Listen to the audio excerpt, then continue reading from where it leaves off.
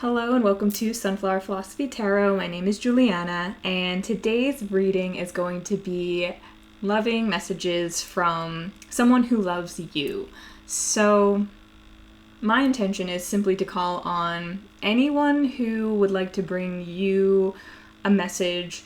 My intention is that it will be loving, it will be for the highest good of everyone listening and watching, and this loved one could be anyone who's coming through.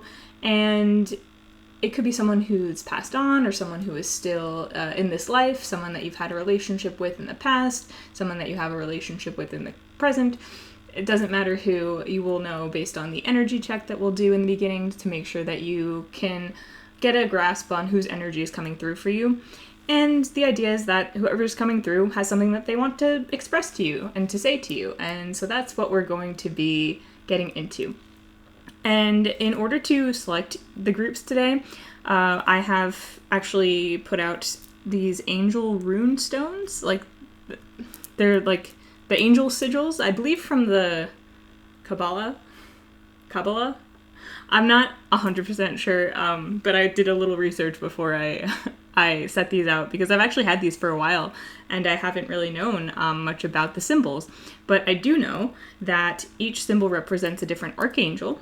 And so if you have specific relationships with certain archangels, this might help you choose. I'll also give you a few of the traits that are written in the box that I got these angel stones in for each stone, so that can give you an idea if you maybe aren't familiar with the archangels. But of course, always use your intuition. You can choose based on anything as long as it feels right to you. And only take messages that resonate with you, that make sense for you, and use your own discernment as always. You can always select more than one group. If you select a group and you feel like it's not really the one for you, you can always pick a different one, whatever you want to do. So, without further ado, let's get into the group selection. So, for group number 1, we have Archangel Michael. And Archangel Michael is the Guardian of the South, or the South Guardian, according to my little box here, is associated with primordial fire, and also is associated with strength and protection. And we'll talk a little bit more about him when we get into the group. So that's group 1. For group 2, we have Archangel Raphael.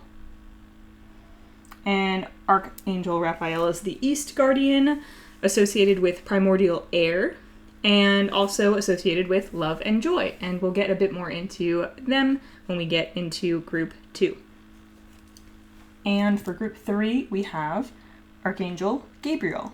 And Archangel Gabriel is the West Guardian, associated with primordial water, also associated with mercy and peace.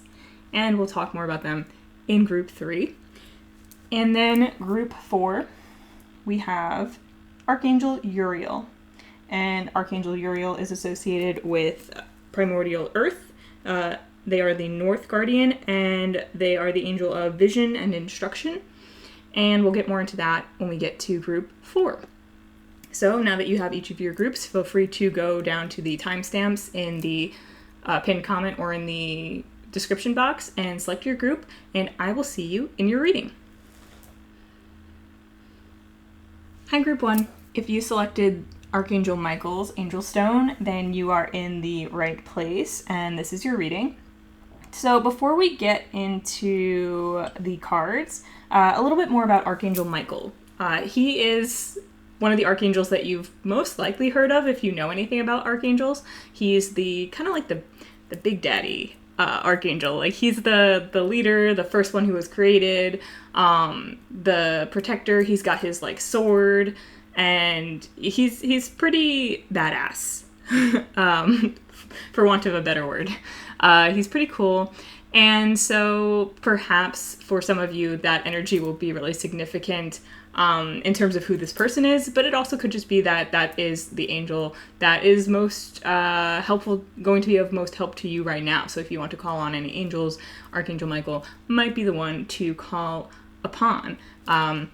He's really useful for like setting boundaries and for clarity of thought and for aligning with your purpose and for all things like that. But there's so many different ways that you can work with archangels, and I'm sure that if you are interested in doing so, you have more than enough resources to find, your best way of doing so. But let's get into now who the person who is coming through to give you a message is to you. So we've got a few cards to do that with. So first of all, I want to start with this card here. So this card is the Ten of Discs, or the Ten of Pentacles. And now I pulled this card with the intention of kind of having this be like representative of their highest energy. So like their greatest potential that they reached in their life, or could reach in their life, and this could be a person who, as I said in the intro, is incarnated with you, is someone you have a relationship with currently, could be from the past, could be someone who's passed on, it could be anyone. We're going to look into that. But something interesting happened when I was shuffling the cards to get this card for group 1. I wanted to point out, because this might be important for some of you. So there was a moment when the King of Discs actually flipped over in the deck, but didn't pop out. And I thought this was funny because the King of Discs is, in this deck, quite a vibe. I don't want to necessarily show him on camera if I don't have to, just because YouTube might take issue with the way that he's dressed or not dressed in some sense, if you catch my drift. But he's a satyr in this deck, and he is he's just letting it all hang out, enjoying an apple under a tree, and really just having a good time. So for some of you, this person could be a bit of a jokester, because I got kind of like a funny, like almost like how they wanted that card to jump out, but then they were like, like you don't have to actually put that one out there. It was kind of like, because it's a bit lewd, honestly, in this deck. So for some of you, that might be this person's sense of humor. It's also a bit of a hedonistic card. So this is very specific, but for some of you, this person could be, there could be like some kind of joke between you and this person about their hedonism, or like that the idea that they just really love, like they love their food and drink, they love their, material goods, things like that, sensual experiences, whatever. That's only for some of you. That's not like necessarily the whole vibe from this group. There's a lot more to it. So stick with me if this is not resonating yet. But for some of you, that was a funny little thing that happened. But in general, also, the fact that the King of Pentacles popped out, and then the card that actually popped out, because I was like, this one didn't even come out of the deck, I don't know if I'll take it. So I put it back in, and I was like, all right, if it's going to come out of the deck again, I will take it. But then the next thing that came out was the Ten of Pentacles, or the Ten of Discs. So I think that that speaks more to their nature, almost like they wanted to have their little joke before they got this card out. Especially because when I got their next tarot card, which is meant to represent the energy that you would most recognize them in, or associate them with, or to denote something about your relationship with them, I also got the Ten of Pentacles. It flipped out so directly and just so obviously. I thought that was so cool, because the Ten of Pentacles, Ten of Discs, it's the same thing. So it's kind of like, this is someone who, what you see is what you get, I feel like. There's something straightforward about their energy. And this is also someone who likely reached whatever or was very in touch with for most of their life, their highest self, like their highest potential, whatever that may have come across as. Now, some of the specific vibes I'm getting, first of all, we've got a lot of pentacles happening, right? Okay. And with the Ten of Pentacles specifically, to me, that's a card about, it's about the material world being very grounded, also creating a legacy, family. I'm not gonna lie, I'm getting big grandfather vibes in this group. So for not necessarily everyone, but for a lot of people, this could actually be a grandparent. It could be someone who's passed on already. It could be, an ancestor even. That was coming through really strong. And I kept getting the phrase salt of the earth as well. This was all happening just even before I got on to record. Like, there was a lot of stuff coming through. So I was getting salt of the earth. off the top of my head, I'm not 100% sure exactly like where that phrase originated from and what exactly it means. I'm not gonna lie. So if that means something to you, take that. But I'm pretty sure like what I associate that with is like someone who's a very grounded, hardworking individual who likes to get like who like a working class individual, like someone who's very proud of their work that they do, and is very focused on the material, but in a sense that's very grounded and that wants to give and protect the ones that they love and the ones around them. Like they want to build this foundation of wealth and share it with the people in their lives, right? And also, like, I'm not gonna lie, for part of when I was getting like impressions for this group before I even started recording, I was really feeling strong, like my great grandfather specifically coming through. So what I know of him, because I didn't know him for very long in this lifetime, but what I know of him is he was someone who really enjoyed gardening, seemed like a pretty down-to-earth guy, grew up in a way that might have been very traditional and had a very traditional kind of life, but also had some views and perspectives that were outside of the traditional, and was not afraid to, even if he only did it in his own mind or in his own time, because I don't get the sense that he was a very outspoken kind of guy in any sense, but like based on stories that my mom has told, if, you know, you were sitting one-on-one with him, depending on who you were, you know, he would open up a bit about some of his perspectives that were outside of what maybe the rest of the family might have believed in and things like that. You know, some alternative perspectives that he just held within himself and then, you know, shared with other people. But for the most part, you know, he was, you know, about his day-to-day life, you know, dedicated to his work, even if it wasn't like the biggest work in the world, dedicated to his family, to his garden, things like that. So that could be significant for someone, for you guys who's coming through. And then I also did get a song. So I got The Night Does Not Belong to God by Sleep Token. And the lyrics on the back say, "The night comes down like heaven." So there's a few messages I get with that as well. For those of you, if this is someone who has passed, this could be a message of just that they're at peace, that they have almost like the night comes down like heaven, like they had like a peaceful passing or something like that. Like they, you know, that it was very easy for them. Like, you know, they're at peace on the other side, that kind of thing.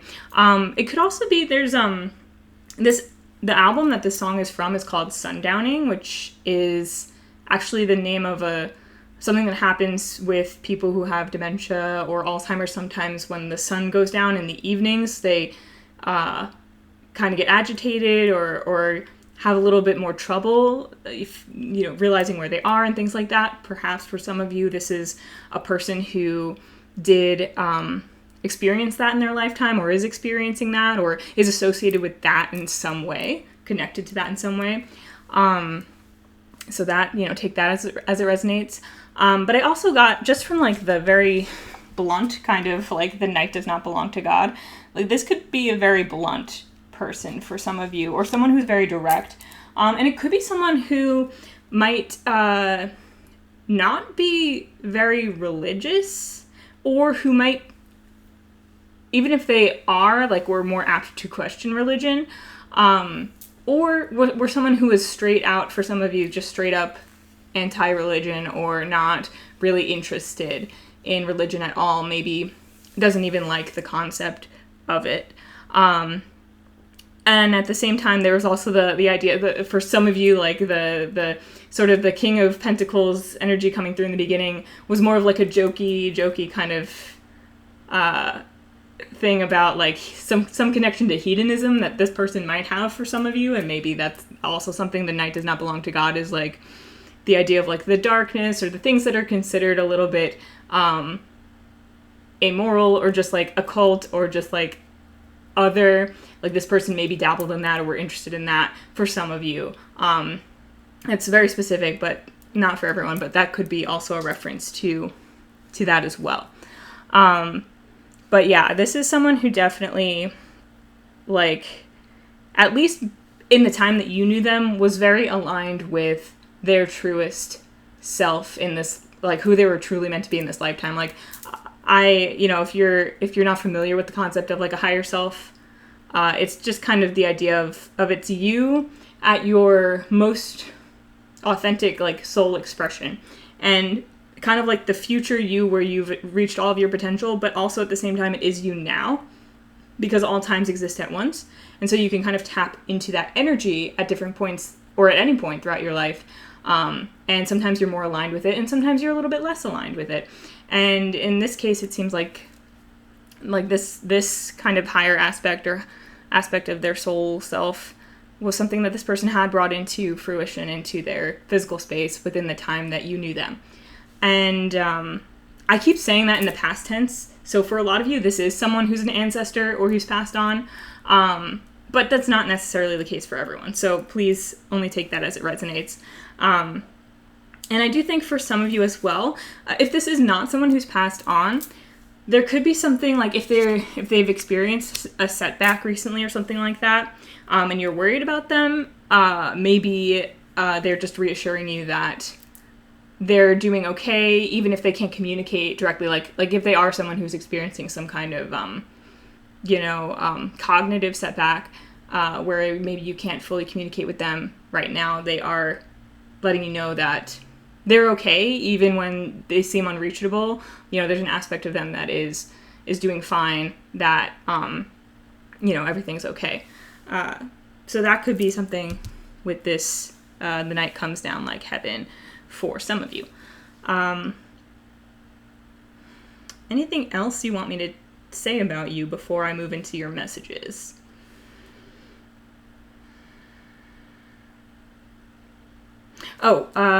With the Ten of Pentacles, I also wanted to add, that's, I believe, Virgo energy. So there could be a real emphasis with this person about physical health and the body.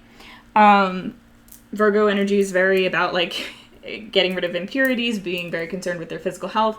Also about being very helpful to other people, being there for other people and things like that. So Virgo energy could be really important for this person, or some of those aspects of Virgo energy could be relevant to this person as well. So yeah, I think we're going to move into messages now from the tarot. So I'm just going to move these cards off to the side and hope we have enough room here. And we'll get into some messages in just a moment. I'm going to get a sip of water.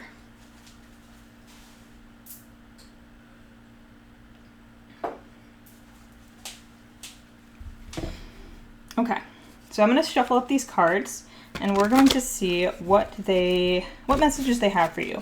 We'll also get some quotes later as well. Another thing I want to say is that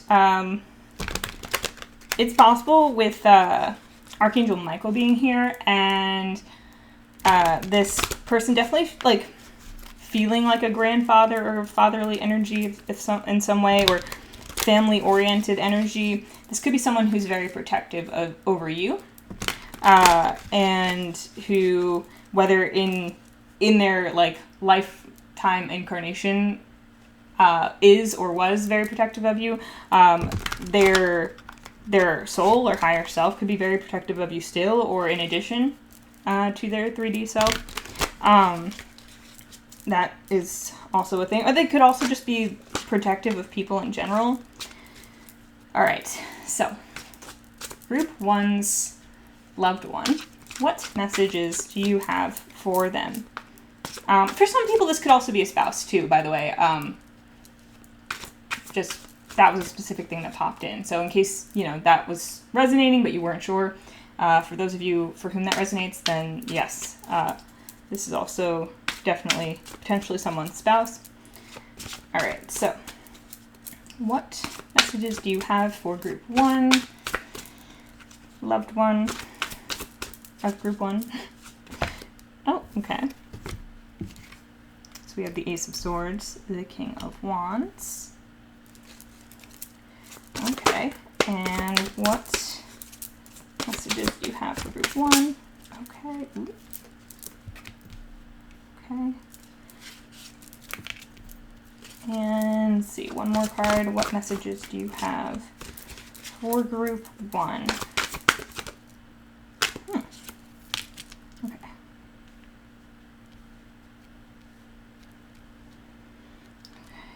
So we have the Ace of Swords, the King of Wands, the Ace of Cups, the Ten of Cups, and the Eight of Wands reversed. So, okay. Well, first of all, going back to the Ten of Pentacles for a second, I want to say that I mentioned Virgo energy specifically, but also all Earth energy is relevant here. And Earth energy also includes Capricorn and Taurus. And has to do with, again, being very grounded, practical even, very of the physical realm in some way, shape, or form. But now let's get into the cards over here. So with Ace of Swords and King of Wands, immediately something that came to mind was, because those came out together, right? So there's something about your ideas that this person wants you to share. Like, you've got something to share with the world, and they want you to basically take up the sword. Even though this is the King of Wands, I think for some of you, like, some of you might associate with the King of Wands card in some way, or the King of Wands energy. So the King of Wands, to me, is someone who's very, he's a king, but he also goes out and he gets in there with, like, everyone else. So he's an adventurous king. He goes out there and he does his thing, and he's a go-getter. He's a go-getter. And I feel like there's something about that go-getter energy that's important for you right now. And there's some ideas, some things that you have to share and to bring to the rest of the world. And this person really wants you to get them out there.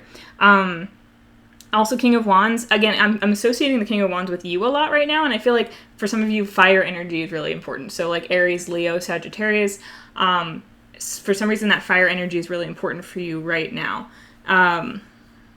And masculine energy too, like, again, being a go-getter, going out there, specifically when it comes to some kind of ideas that you've got.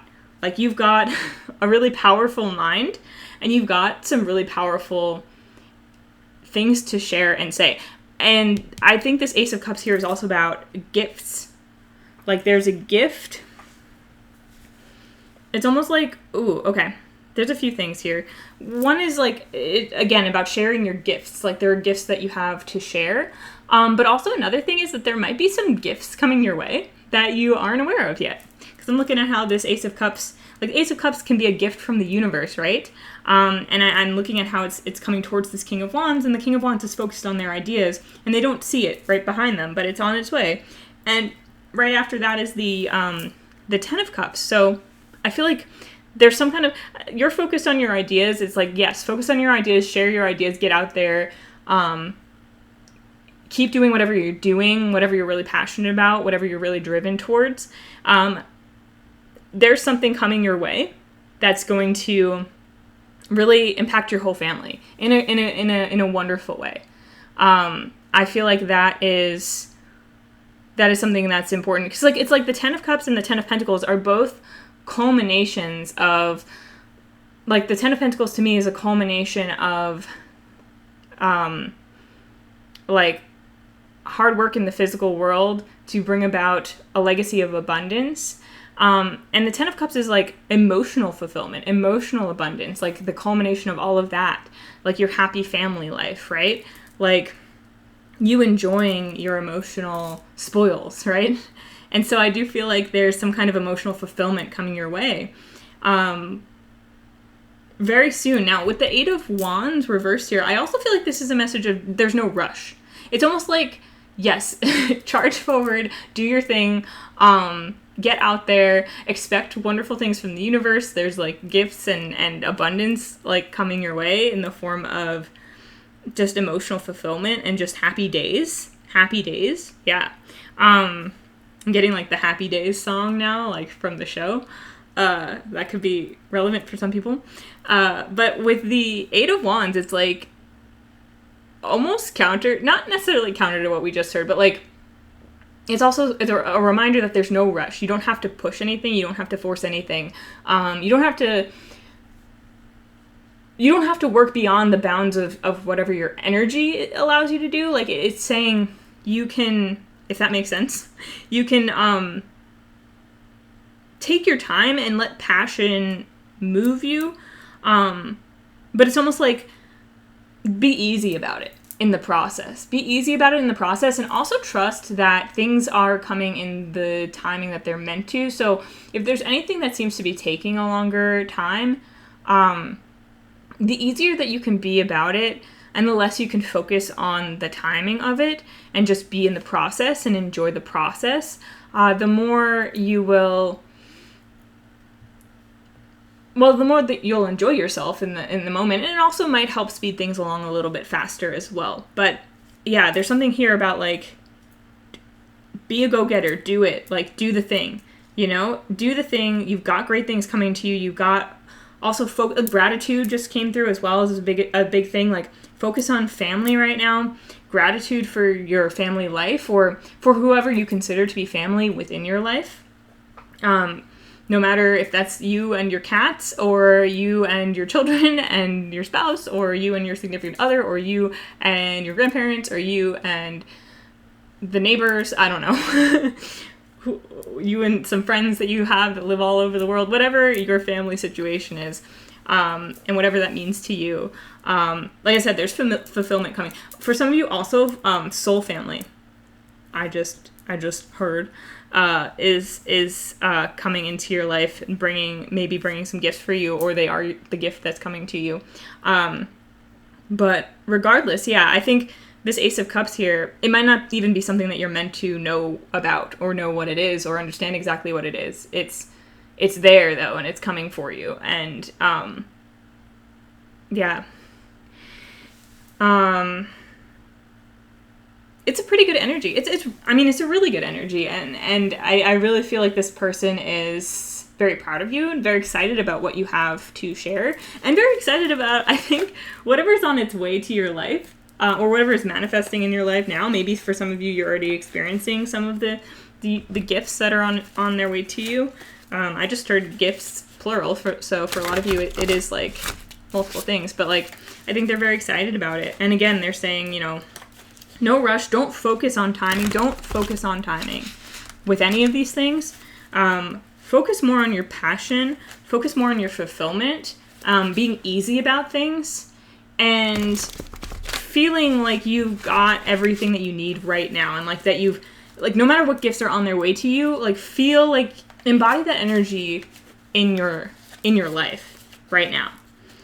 I also feel like with the Ace of Swords, that's a great card to get with the Archangel Michael stone. So maybe some of you should be working with him if you feel called to. Maybe he would like to work with you. Yeah, okay. So I'm going to get some quote cards to see if there's any additional messages, anything else we can clarify here. So group 1's loved one, what messages do you have? What other messages do you have for group 1? Any additional messages for group 1? Okay. We just got some that fell on the floor. And then let me just shuffle up another, because I have a lot of these cards. So let's just see if there's anything from this half of the pile that you want to share with our group 1 here that we love and care about so much. Group 1's loved one, what do you want to share with them? What messages do you want to share with them? I'll give it one more shuffle, and then we are moving on. What messages? Okay. Thank you. Now, okay, so let's start with this one. So we've got this card, and it says, "It's not going to be what you imagined, but it'll be just as good." And this is from Opal by Maggie Stiefvater. Ooh, okay, so already with this, I feel like, yeah, there's surprises from the universe. It's almost like, okay, so you might have some ideas right now you're very passionate about. You might be working on some projects right now, and there's a surprise or two in store for you that might change your plans a bit, or just might not be in alignment with exactly what you're imagining right now, but are like I said, it will be just as good, if not better. Like, it's like, the fact that you can't foresee it right now is not a bad thing. It's actually even better than you expected, I think, with the Ace of Cups there. That's safe to say. But it's also like, don't get too attached to your vision that you mistake. Don't get so attached to your vision of how things should go that you mistake just a tweak in the plan as a mistake, when it could just be a redirection, but like in a, like an even, like it could be something that's furthering your dream even more than you even thought. Like, it's going beyond your imagination, right? So don't get too locked into a specific vision. I just heard leave room for Jesus. So for some of you, this person might actually be religious. I don't know. Like, I know I said for some of you that might be the opposite. Or it could be someone like who, like I did say, that someone who could have been pretty strong in their faith, but also questioned it at the same time. But, yeah, okay. So, yeah, don't get too attached to a specific vision. Leave room for the universe to come in and spice things up a little bit and give you a little extra. And bring a little extra spice to your plans. So then we have this card with, when sorrows come, they come not single spies, but in battalions.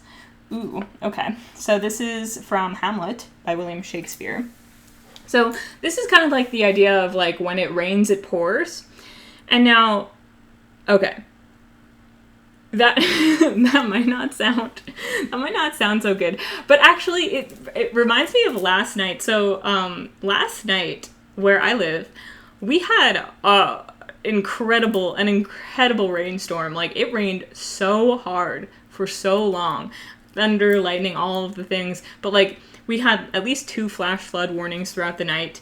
And I do feel like in this case, now, it's possible there might be some things that quote unquote go quote unquote wrong or not to expectation, where you feel like it's one thing after the other and you might not see the blessing that it is immediately. Like, you might not understand why certain things are happening until after, like, you get the full picture, and then you're like, oh wait, actually I see why this was redirecting me. It could be one of those things. But when I'm getting that, when it rains it pours thing, I'm really thinking about this Ace of Cups overflowing. And so I feel like that can be taken in multiple perspectives. So, I mean, for some of you, maybe you've been going through a lot of difficulties this year, maybe even involving your family. And so there might be some things that you've had to go through, and maybe you're still going through, that have been difficult, and it's felt like one thing after the other. I feel like this is acknowledging that, if that's the case for you, and also saying that it also happens the opposite way, where when it rains, it pours, in terms of like blessings and gifts and wonderful things. And so I feel like there is a very hopeful tone to that for you, in that you're going to see the brighter side of, like, you're going to see the flowers after the rainfall very soon, basically. Like, there's a wonderful gift for you, and I think it's involving your family life in some way, shape, or form. And it might be after, I think this is for those of you who have been going through hardships this year, even specifically, it might be coming to fruition, once things calm down a bit, or soon, very soon in your life. But it's, I think this person's also saying, like, you've done a good job in not losing your vision throughout, you've done a good job in staying true to your vision and true to what you want to be and who you want to be and what you want to do throughout any of these sorrows. And also encouraging you that throughout any other, like, things that life might throw your way, that might seem that they would get in the way of what you want to do, or things that just you didn't account for, staying true to your vision, sticking to your passion, sticking to your guns, sticking to who you are, that will help you.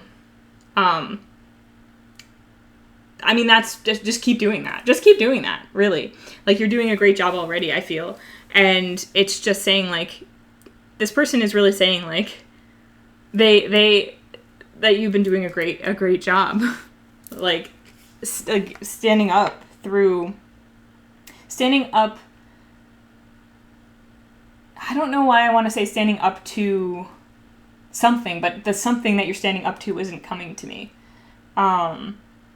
Standing up for, maybe standing up for what you want to do, maybe even standing up, maybe like standing up to yourself, or even standing up to life when it seems like it's trying to get in your way, even though life's never really trying to get in your way. It's kind of just how you navigate it, but you're standing up and you're navigating through everything that's getting thrown your way.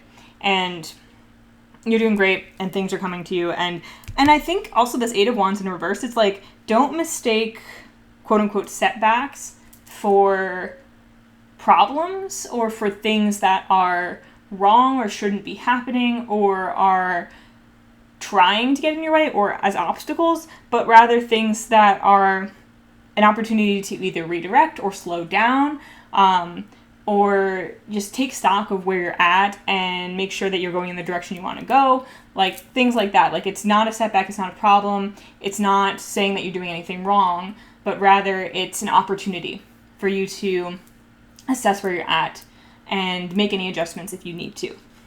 I also have this quote that says, "It's better to be embarrassed than dead." So this is that lovely... I mean, I feel like all of these quotes so far have been very direct. So this person is very direct. Also, one thing I didn't mention, I forgot about, but before I even got into the reading, I kept getting like little like sayings. Like I heard like salt of the earth, but I also heard like an apple a day keeps the doctor away. This could be the kind of person who's a big fan of those kinds of sayings and things like that as well. But yeah, it's better to be embarrassed than dead. For those of you who have ideas that you're working on or that you want to share, and you have any reservations about being seen, about putting them out there, this is saying, do it. It's better to be embarrassed than dead. It's almost like it's better to be a little embarrassed, maybe mess up a little bit in front of someone else, than to be dead inside and just keep all of your stuff inside and never share it with the world and never express and never take any risks or like live, you know what I mean? Like put yourself out there. And so they're saying, just get out there now, if you have to mess up a little bit along the way, like, you don't have to, first of all, see that. I think there's a very important underlying message here about not seeing setbacks as negative things, or like not even seeing setbacks as setbacks, really. Being flexible and open to whatever might come your way, because life is always like that. And so that's where, like, not getting set to any specific plan comes in. It's like, have your vision, have your plan, hold your vision and your plan, and let it be shifted and molded and changed by life as it happens to you, right? And so, yeah, whatever you're looking to put yourself out there in, and it could be something like, it could be some ideas that you have, it could be some kind of communication, like a specific communication that you want to make, something you want to communicate to another person or group of people or something like that. Or just in general, like if you have a creative project or a business or something that you're getting started on, it's like, do it, put yourself out there, whatever you're hesitating on, just go for it. On the other side of doing that is so much growth and so much, just so much like emotional fulfillment that you don't even know, right? Like you have to take that first step and be willing to risk it all, even if it all is just a little bit of embarrassment. Be willing to risk it all in order to get what you want, because it's like, it's worth it. Whatever you've set your sights on is worth it. And another thing is I got the message, set aside your pride. So if there's anywhere that pride has been getting in your way, or where you're not sure, but you're like, yeah, that could be my issue. Look inside yourself, see where your pride might be stopping you from something, and address that and move through it. And then we have this like little tree thing here, and this says, every individual is a unique manifestation of the whole, as every branch is a particular outreaching of the tree. So I feel like this is this person's way of saying that you are a very unique and special person, and they see that, and they acknowledge that, and they love that about you.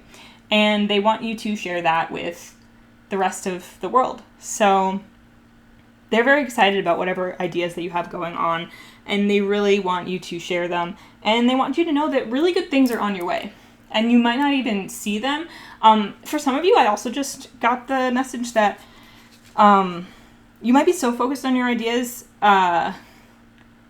you might not, there's some of you who might be like a little bit willfully ignorant to the wonderful things that are coming your way, because there might be some either disbelief that you can have like that much abundance. This is only for some of you. I think for most people it's just like there's actually like lots of great things coming your way you don't even see yet, right? And also just like not mistaking the gifts from the universe as the opposite, as obstacles, because they are gifts. But for some of you, it also might just be like not even necessarily believing quite yet that the wonderful stuff is coming your way. But it is, and this person wants you to open up to that and really make sure that you're ready. Yeah. So thank you, Group 1's loved one. This was a really nice, lovely reading. I'm just gonna get one more card from this little deck to see if there's just one last thing you want to say to them. Because I don't know why, I just feel like I want to do that. So, Group 1's person, do you just have one last message for them? Oh, the Eight of Pentacles. Get to work. Get to work, they say. Get to work. This is a person, you can probably call on their energy as well, whether they're, living, passed on, whatever. You can call on their energy as well to kind of help you get in that, like, workhorse mode, I feel like, to help you feel like you're ready to build up and focus and do what you need to do to get your ideas on paper or whatever it is you're doing, but they say, get to work. Very supportive energy here. Very supportive, very protective. I think that whatever you're doing, you're meant to share it, and you're meant for great things. So get excited, and yeah, that's where we'll leave this off. So thank you to Archangel Michael, to Group 1's person, to Group 1's spirit team, higher self, anyone who came through to help with that, and my team as well. Thank you for watching. I hope this was helpful and enjoyable. I feel particularly grounded and much healthier than I did before, so I feel like your person's energy really came through for me, got me into a better place, so I appreciate that. And yeah, if you are interested, I do, my mom and I offer hypnosis, tarot, and human design services, so if you want to click the link in the description to our website, sunflowerphilosophy.com, feel free to do so. Of course, like, comment, subscribe if you would like to, and that will really help us out. And I hope that you have a wonderful day, and I will see you in another reading again sometime very soon. Bye! Hi, Group 2. If you selected the angel stone that belongs to Archangel Raphael, then you are in the right place. And this reading today is going to be a message from someone who loves you. So some loved one of yours could be passed on, could be presently in your life, could be from your past, could be from your future. But we're just going to go based on the energy that's coming up, and you can discern who is coming forward for you, and then we're going to get a message from them. So to start, first of all, I just want to talk a little bit more about Archangel Raphael before we start. So Archangel Raphael is most associated with healing, protection, but in a different energy than Archangel Michael, I would say, based on my knowledge of Raphael. It's more of a gentle healing kind of energy that Raphael has. And also, Raphael is specifically protective of travelers as well. So I actually have a personal story about one time I was using my angel cards, and this was way back when that was maybe the only deck I had was a deck of angel cards, and I didn't really know what they were about, but my mom had given them to me, and I didn't know much about them or archangels at that time. But I had them, so I just used them right before I was going on a trip with some friends because I was feeling a little nervous, and I just shuffled up the cards, and lo and behold, the card that fell out was Archangel Raphael. And at that time, I had no idea that Raphael was associated with protecting travelers, but on the card I read that and I immediately thought that was so cool and felt a lot better about my trip. So that's something that's cool about Archangel Raphael. That's a little bond I have with this particular archangel. So that kind of energy might be significant for you guys. Archangel Raphael might be an angel that you like to work with or that you would maybe like to start working with, or that might be protecting you or with you right now. So if that's significant, take that. And if there's anything around travel that's happening with you or maybe someone you know or you love who's traveling soon, that could also be relevant. So that I would say is a sign of protection and safety for you. So yeah, so that's Archangel Raphael. But now we're going to get into the energy of whichever loved one of yours is coming through today. So I'm going to start, we have these cards here to get an idea of the energy. So I'm going to start with these cards, which are, I meant to take as like a sort of representing their higher self or their highest potential or their like soul essence that would have come through in whatever lifetime you've known them in. So like in this lifetime that they're currently in, or if they've passed on when they were alive, but also like the highest version of themselves. And then we'll get some more like grounded cards that might be more specific towards like the specific kind of energy that you encountered with them, or something that just might help you identify them further. And then I also got a few song cards as well. So we'll look at those to identify them, and then we'll get into the messages. So starting with these cards here, we actually got two for this one. So we got the Death card and we got the Star card, which I thought was pretty interesting. And so actually when they popped out, the first thing I said was actually, oh, so we've got two people coming through for this one. Now I'm not sure about that. It feels like it could definitely be one person, and maybe for most of you it is actually one person. But I would say keep that in mind, especially if there are two people who you associate with one another, who you feel like might come out together, who might have a message for you together. So keep that in mind. I'll keep that in mind too as we read the energy, but I wanted to note that for anyone for whom that immediately feels irrelevant. And then we also have these cards, which are going to be like more specific energies that you might associate with them. So what we have is the Eight of Cups. Sorry, not the Eight of Cups. The Eight of Wands reversed. And the Seven of Cups. And originally the Eight of Wands was actually the only card that came out. So what's interesting is I did actually start this reading the other day after I finished group 1.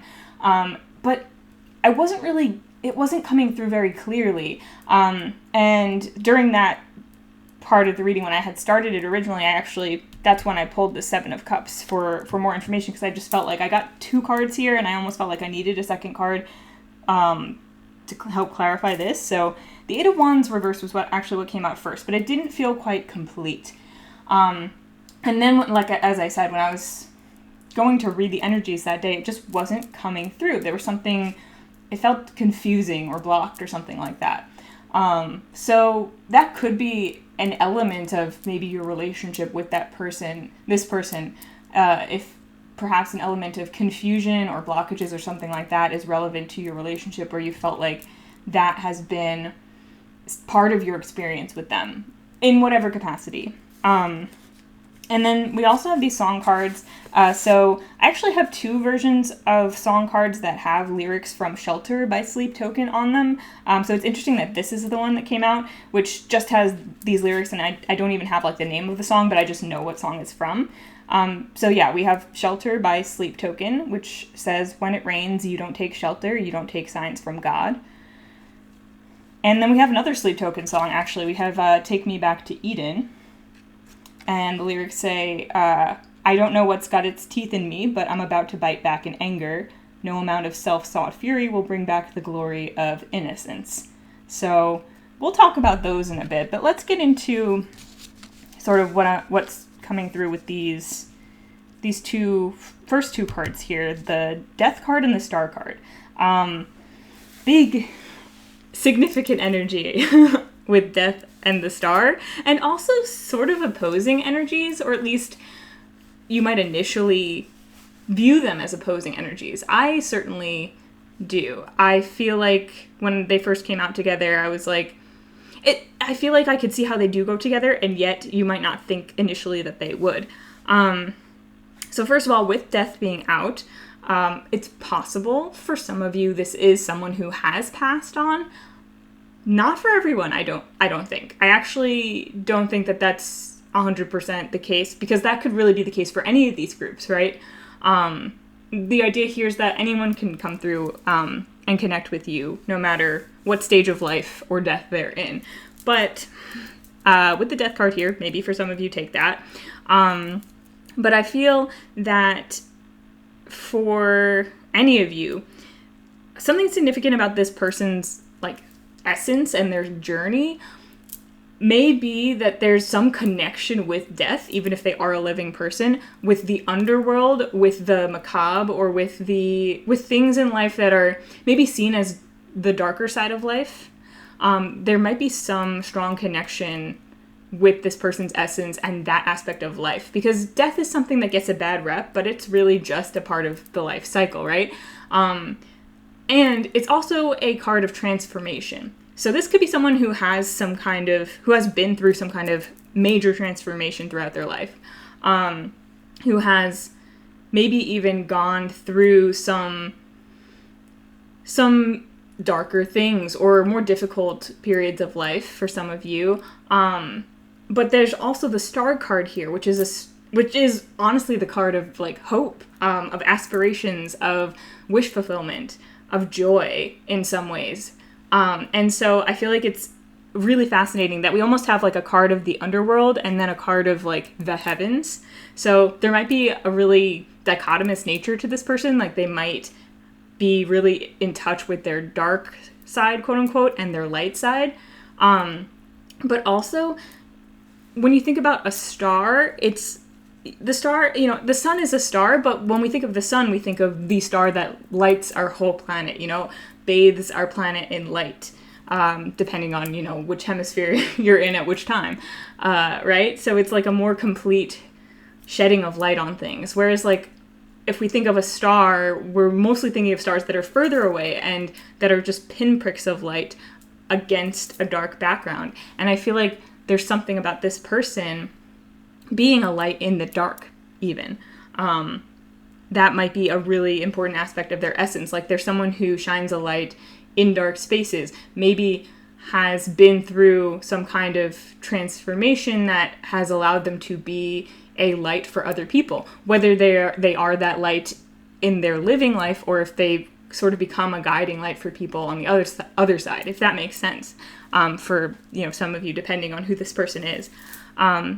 Because it's also, I just got laughs in the face of death as well. So for some of you, that might be something significant about this person.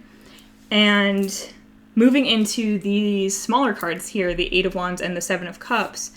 So I have a feeling that for a lot of people, there are wildly different semantics around who this person is.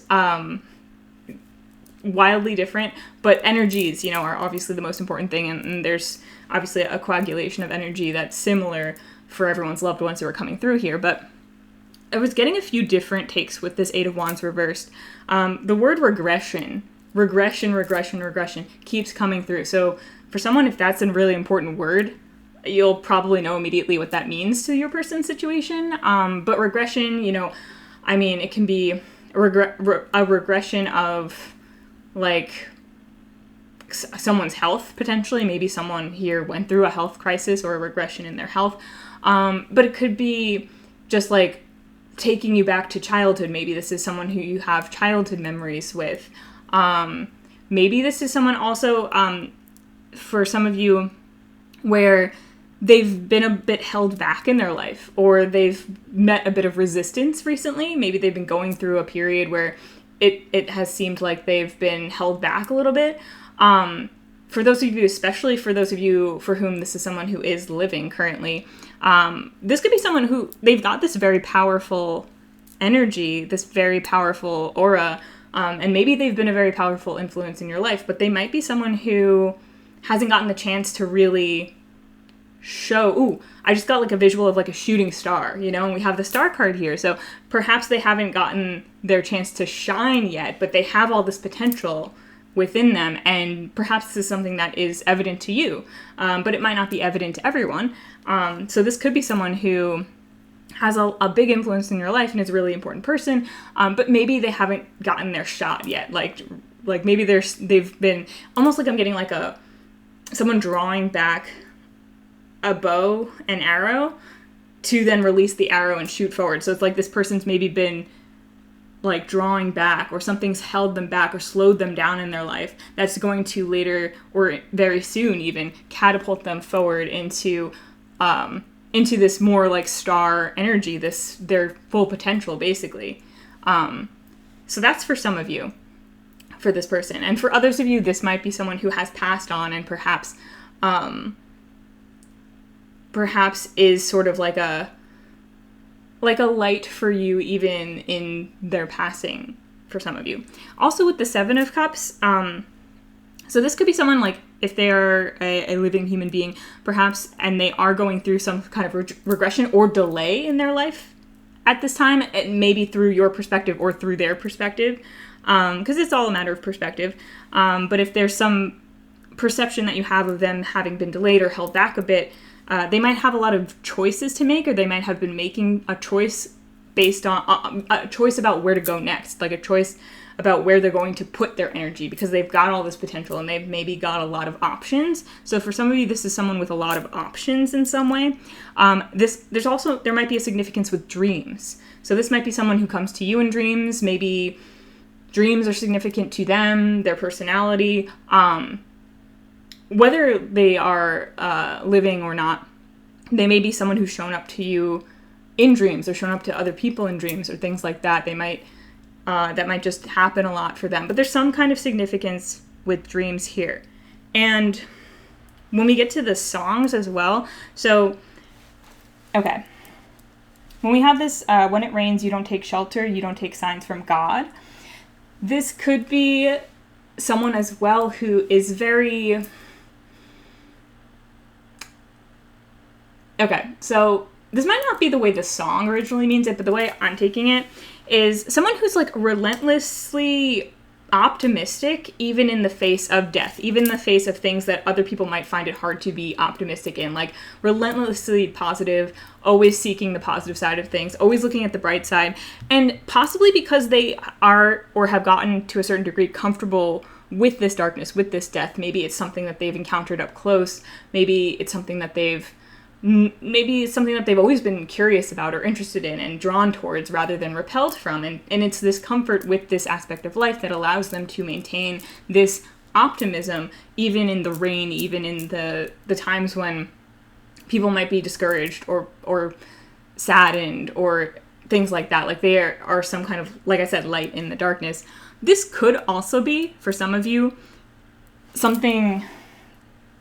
like a message about you, like how they see you, maybe. Especially if for some of you, this is someone who's passed, or a couple of people who have passed. Like I'm getting the specifically, maybe for some people, there's like two parents or a couple here, or grandparents who have both passed and are both communicating with you right now. And noticing or acknowledging your persistence, right? Your ability to just keep going and going and going in the face of death, and like not stop and pursue a certain goal that you might have, or just an optimistic attitude or something like that. Relentless is what I'm hearing. Yeah, like I said, I think there's a lot of different semantics going on here, different loved ones in different scenarios, but yet, of course, as I said, energy that's similar in some way. So just take what you know to be for you and leave what's not.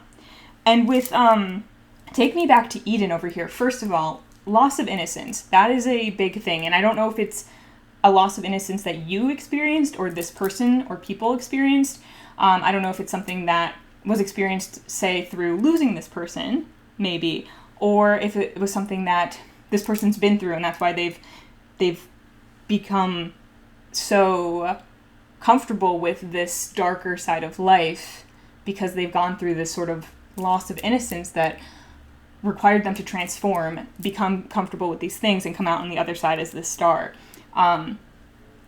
Whatever the case may be. But there's certainly something about that. And when I say loss of innocence, I mean in terms of, like, when you're a child and maybe not for necessarily everyone, but for a lot of people, even if you go through some difficult things as a child, you don't have the same associations with certain things that adults do. So sometimes you don't look back on things in childhood with the same eye that you do as an adult. There's an innocence, there's a curiosity, a playfulness, a lightheartedness that might be taken from you later in life, that you might become weighed down by life. And when you encounter darkness and when you encounter dark energies, like even just within yourself, like dark fears, dark thoughts, things like that, maybe a mental health crisis for some people, that can be like a loss of innocence, because now you've seen the darker side of life and it's a bit different, and you go through that and you don't come out on the other side the same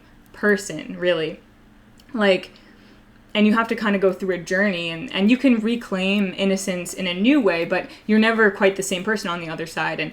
And the way that you integrate that determines, basically how you respond to basically these elements of your life, these experiences that you have, basically determines, how you view life from then on. And I feel like this person has a big part of their essence is someone who integrates that beautifully and has really been able to the song Fully Alive by Flyleaf is coming up. That was actually coming up yesterday, even, or the day before, when I was going to do this pile on this group.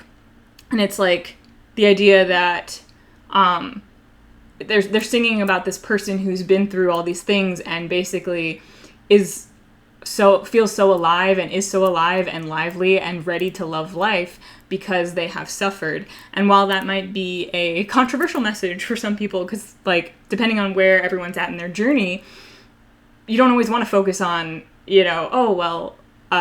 because I've suffered, at least I can experience joy in a deeper way, because you might still be in the suffering and you're like, well, that doesn't help me right now because I'm not feeling it right now. But it's that idea that sometimes there are some people who really do come through things and come out on the other side and are more joyful and livelier than before, because they've basically taken this darkness and they've transmuted it and they've turned it into something beautiful. And they've been able to weigh the dark against the light and see how the more contrast you have, the brighter the light that you have, and the darker the darkness, and like the intensity of that. Like, they've been able to assimilate that, accommodate that really well in their life.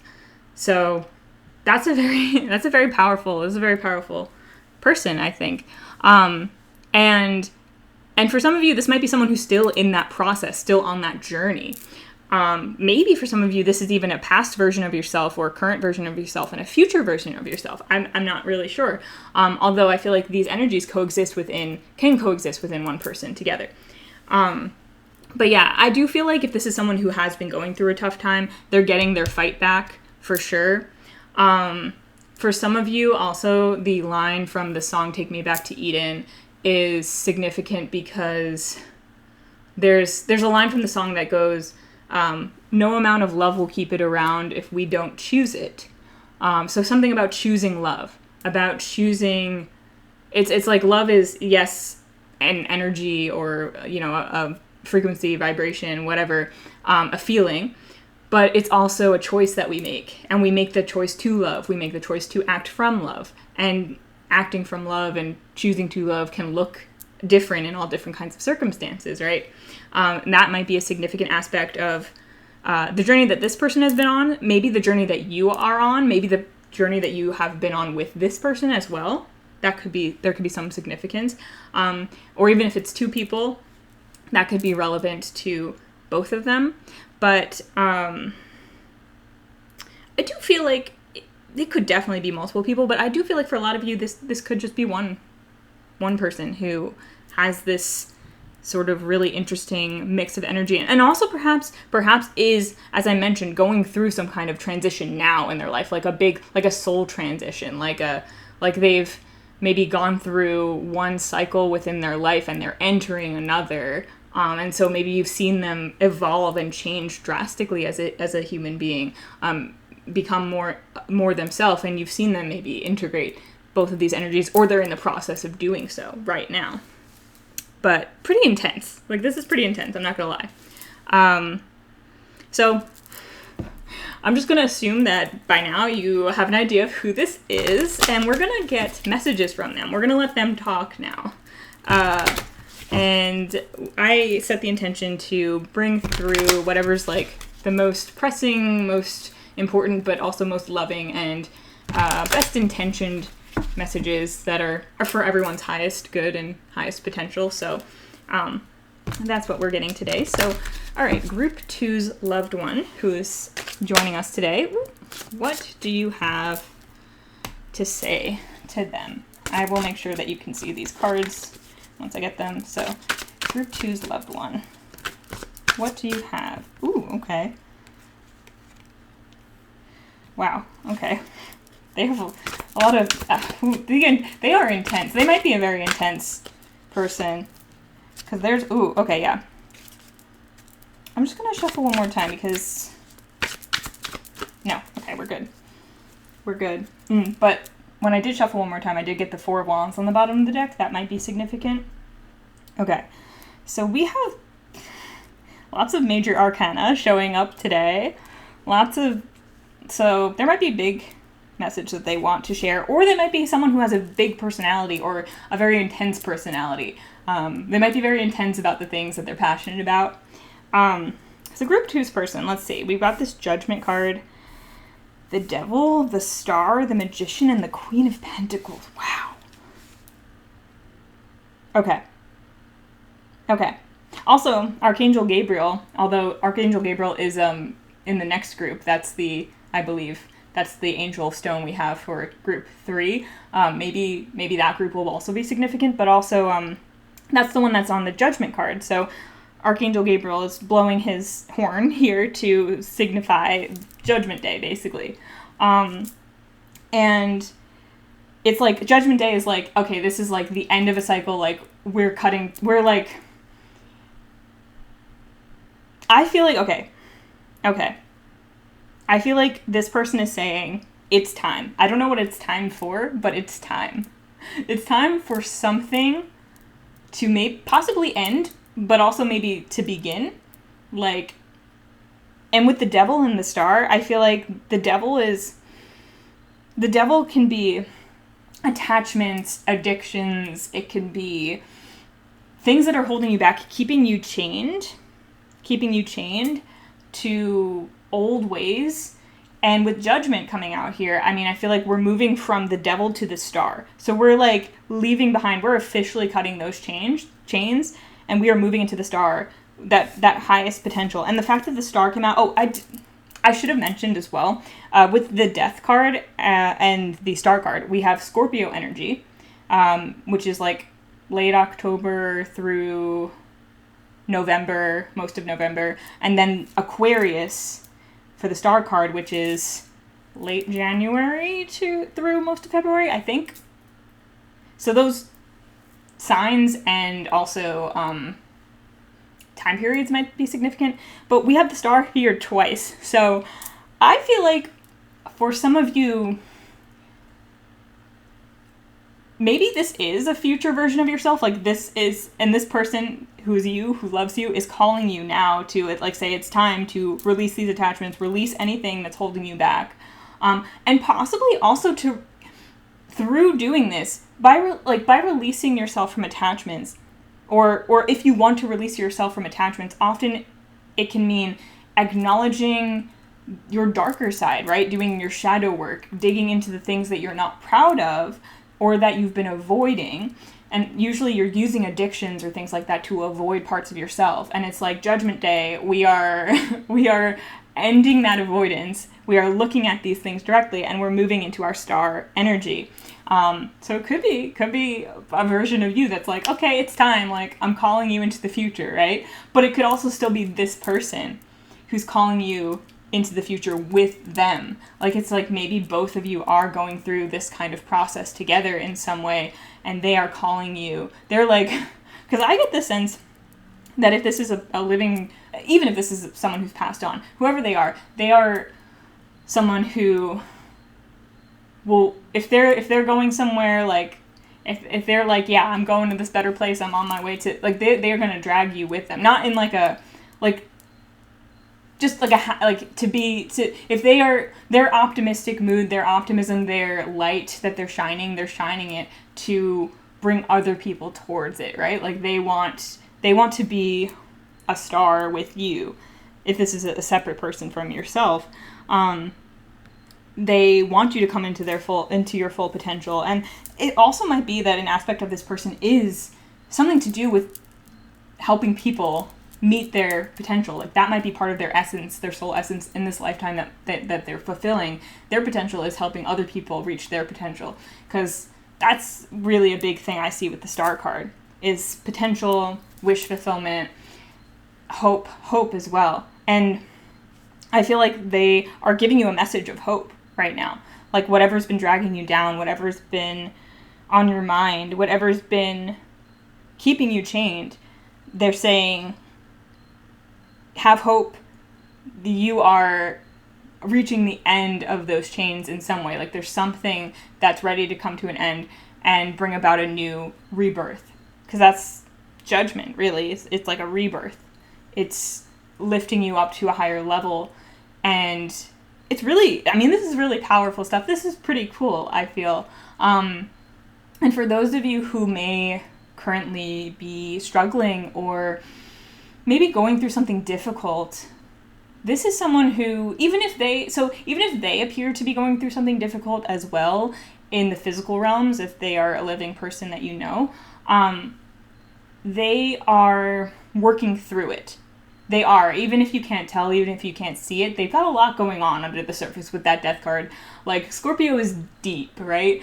And not always visible on the surface. I feel like with the death card and the star card, this could be someone whose depth and whose, like, true essence might not be immediately apparent or obvious. It might not be something that they share with everyone. It might be something that you have been privy to, but even if you have, there might be a lot more that you don't even know about to this person. And they are good. Like, whatever they're going through, they are good. They will make it through that darkness, and they want you to know that you will too, and you are. And they want to bring you with them. And with this Magician and the Queen of Pentacles, I mean, this Magician, it's like you have all the tools, you have everything you need, and they also might be calling on you to call on them to help equip you with whatever tools. Yeah, equip, that's the word that I just got. Like, they might have some tools that they can equip you with to deal with whatever you are dealing with in your life. And even if you're not currently going through any major difficult time, even if there's anything that's like you've been struggling with or that's on your mind, or at any point in your life, if you are going through something where you're even having a bit of a hard time going through it, like, I feel like this person has tools that can help you. Whether you're calling on them from another realm in the ethers, or you're calling on them in, like, the physical world, right? And I feel like this Magician it's not only them, and it's not only them saying, hey, I have what you need, like, let me equip you, let me give you my tools, let me share my tools with you. It's also saying that you have these tools too. Like, you have this potential within you. You have this ability to make it through whatever you're making it through, to fulfill your potential in whatever way that you wish to do that. And with the Queen of Pentacles here, well, Queen of Pentacles is a very nurturing card, and it's a very grounded physical card because it's pentacles, so it's like earth, obviously. So there might be something to do with, it could be this person really wanting to nurture you. It could be a call on you as well to nurture yourself and your physical body and your environment around you. So if there's anything about your environment that you've been neglecting, or about your physical body that you've been neglecting, this is a call on you to pay attention to that, to get yourself grounded, maybe to go outside, maybe to spend time in nature, if that's something that will help you feel better. It's really grounding for you. But also to tend to your physical environment and to make sure that you're keeping up with that. And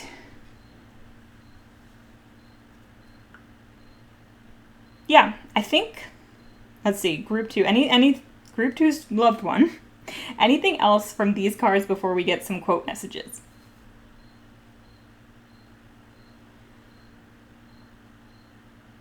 I don't think so. Also, we've got a little like cricket in the background, so I feel like the crickets there is them saying, nope, we're done with this part. Let's move along. Let's keep going. So we're going to get some quote cards now for further messages. So group 2's person, I think that they want me to actually... So I've got a ton of quote cards, so I have to kind of shuffle them in 2 piles. But I think they want me to shuffle the piles around even more. So, all right, group 2's loved one. What have you got for them in terms of more messages? I also want to add about these song cards here.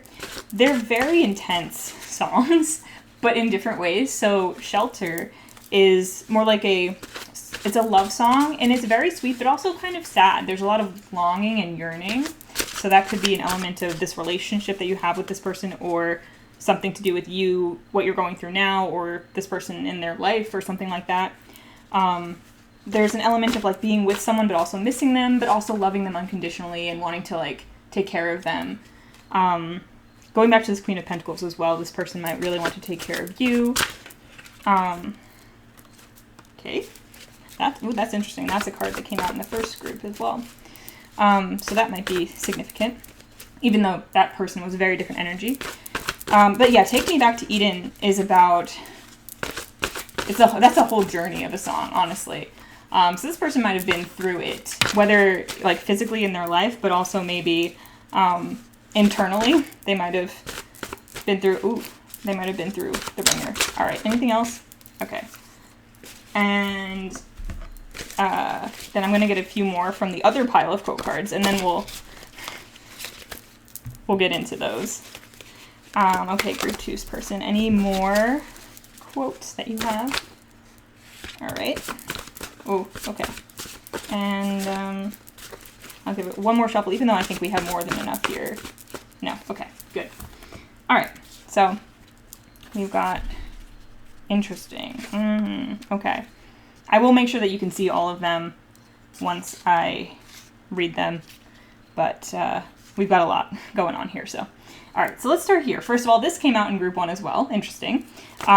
We have every individual is a unique manifestation of the whole, as every branch is a particular outreaching of the tree, from Alan Watts. Yeah, so kind of like with the first group, this is really saying like, it's emphasizing the individuality around, like the fact that kind of like almost like a duality, the paradox of we are all different and yet we are also all the same. So maybe highlighting maybe aspects within yourself that it could be like aspects within yourself that are seemingly at odds. But more so, I feel like if this is someone that you know or have known or did know, they want to emphasize that you are not only both very different, unique individuals, and yet at the same time are also the same on another level. And so I feel like they want you to know that they understand you in some way. That even if the semantics of your lives are different, that there's a universal element of experience that is the same, and that you connect on that level. And maybe also that you have more similarities than you think, and that they recognize those. If on the surface, maybe you're very different people. That's for some people here. And it might also be advice for you in terms of how you exist in everyday life and how you approach yourself and others. Like there's something important about remembering that every individual is worthy of respect and of their own unique perspective, and has their own unique perspective and experience for a reason. And in that, they are valid, you are valid, and judgment being here. Maybe for some of you, you have the tendency to really judge yourself harshly, especially with the Devil card here. Maybe judge yourself really harshly for some of the things that you perceive to be your weaknesses or the things that might hold you back in life if you have those things. You might judge yourself harshly in general. You might judge other people harshly because you judge yourself harshly, whatever rings true for you. And they want you to know that as a unique manifestation of the whole of the universe, there is no judgment. You are who you are, and you have the experiences that you have for a reason. And you are the only one of you, but also you are one of many, and you fit into the puzzle of life perfectly, right? Your piece fits in perfectly. And so there is nothing wrong with the way you are, and they see this and they know this and they understand this. For some of you, if this could be their higher self coming through, especially, like, obviously if they passed on, but also if this is someone who maybe in physical life doesn't always show that they see. It's hard. I feel like there's a lot of different people coming through right now. For some of you, maybe for some of you, this isn't someone who often expresses acceptance of you just as you are in the 3D, but they want you to know that they do truly accept and acknowledge you as a unique individual. But in general, I think it's about not judging yourself, about recognizing your worth just exactly as you are. Then we have this card here with "Nothing can wear you out like caring about people," from That Was Then, This Is Now by S.E. Hinton. And as soon as I flip this over, That Was Then, This Is Now, I feel like for some of you, there's like an element of the past that you're needing to let go of, or that you're grieving, or you're going through a process of grief with. And nothing can wear you out like caring about people. Maybe you are going through a time period where or maybe you are a very nurturing person in general, but also maybe there's some people in your life going through some difficult things, and maybe this person also relates to that and understands what it is to worry about people in their life, and to feel a little bit depleted by that. And I think they're calling on you to be respectful of your energy and to be respectful of yourself and set boundaries emotionally, but also physically, depending on what situation is going on, so that you can give back to yourself. Like taking time to yourself to be with your emotions, to feel your feelings, all that good stuff. To be with yourself, to take care of yourself first and foremost, and not just like take care of yourself, but still be worrying about someone else in the back of your mind. Even though sometimes that's easier said than done, it's really calling on you to really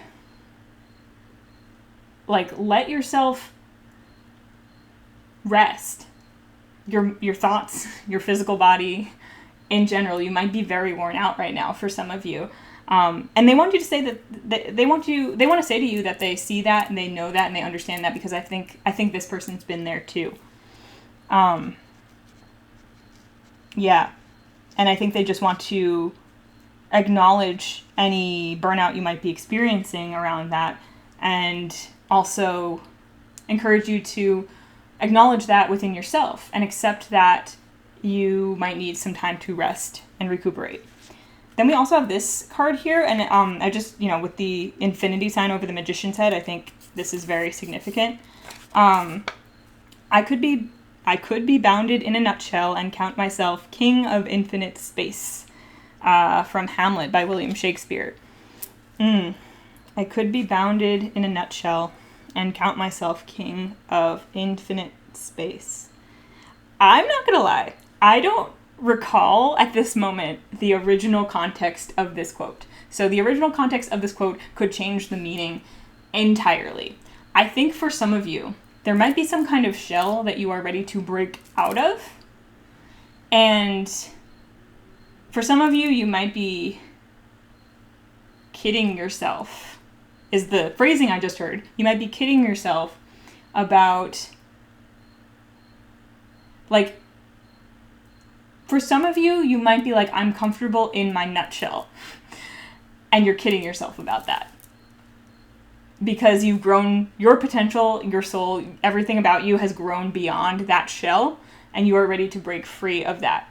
And for others of you, and maybe for the same people in the same way, it's almost also like, it's like at the same token, almost like this goes around and like loops back around on itself, like looping back around on that. It's also saying, don't discount what you have and where you're at right now and where you've been.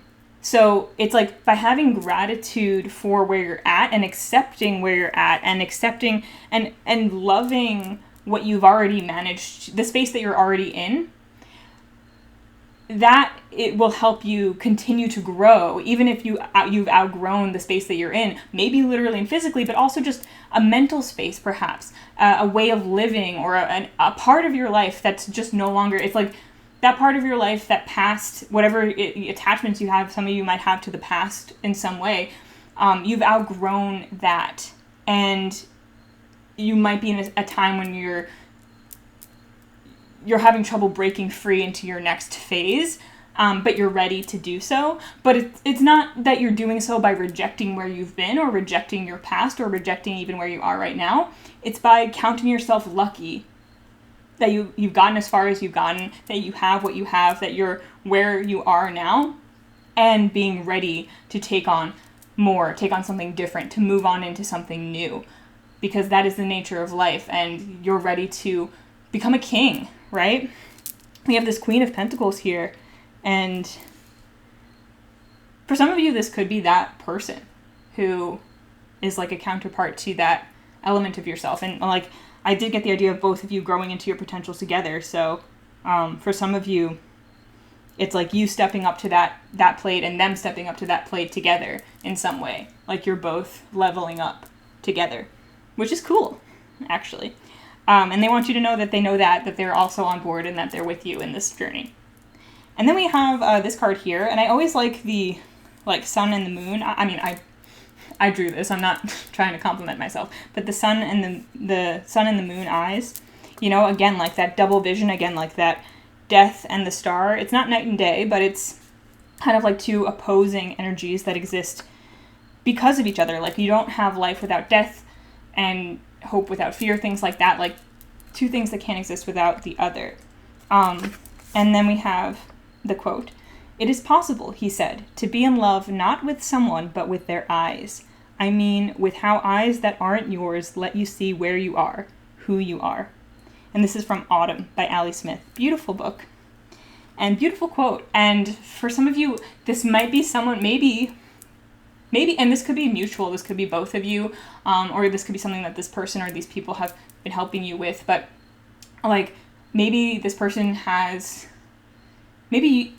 might have gained a new way of looking at themselves through you, through your eyes, and you may mutually be gaining that from them, or stand to gain that from them. That might be part of your journey together. It feels like there's something mutual about that here, because we have like those two eyes there. But it's also something that's like, something about other people's perspectives is important. Like taking into account other people's perspectives, not in the sense that you replace your perspective with someone else's just for the sake of it, but in the sense that you take into account that if someone sees this thing, or sees me even in a different way than I see myself, or whatever, they see it that way for a reason. And let me try to understand that, because there might be some value I can take from that. There might be a perspective shift that would be beneficial for me in that, no matter if it's taking on that other person's perspective as my own, or if it's allowing that to color and shade my own perspective a little bit differently than it was before, which is pretty cool.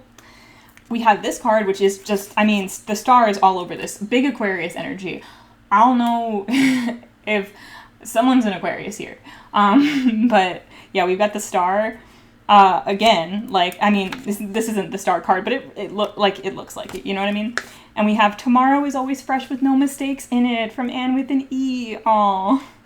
Yeah, so this person really, like, especially with that message about, like, judgment and possibly maybe you being harsh on yourself, this person wants you to know that you're doing fine, and not to focus on the past, and not to focus on any quote-unquote mistakes. And something I like to do, to take this even one step further, is I like to say that there are no mistakes, right?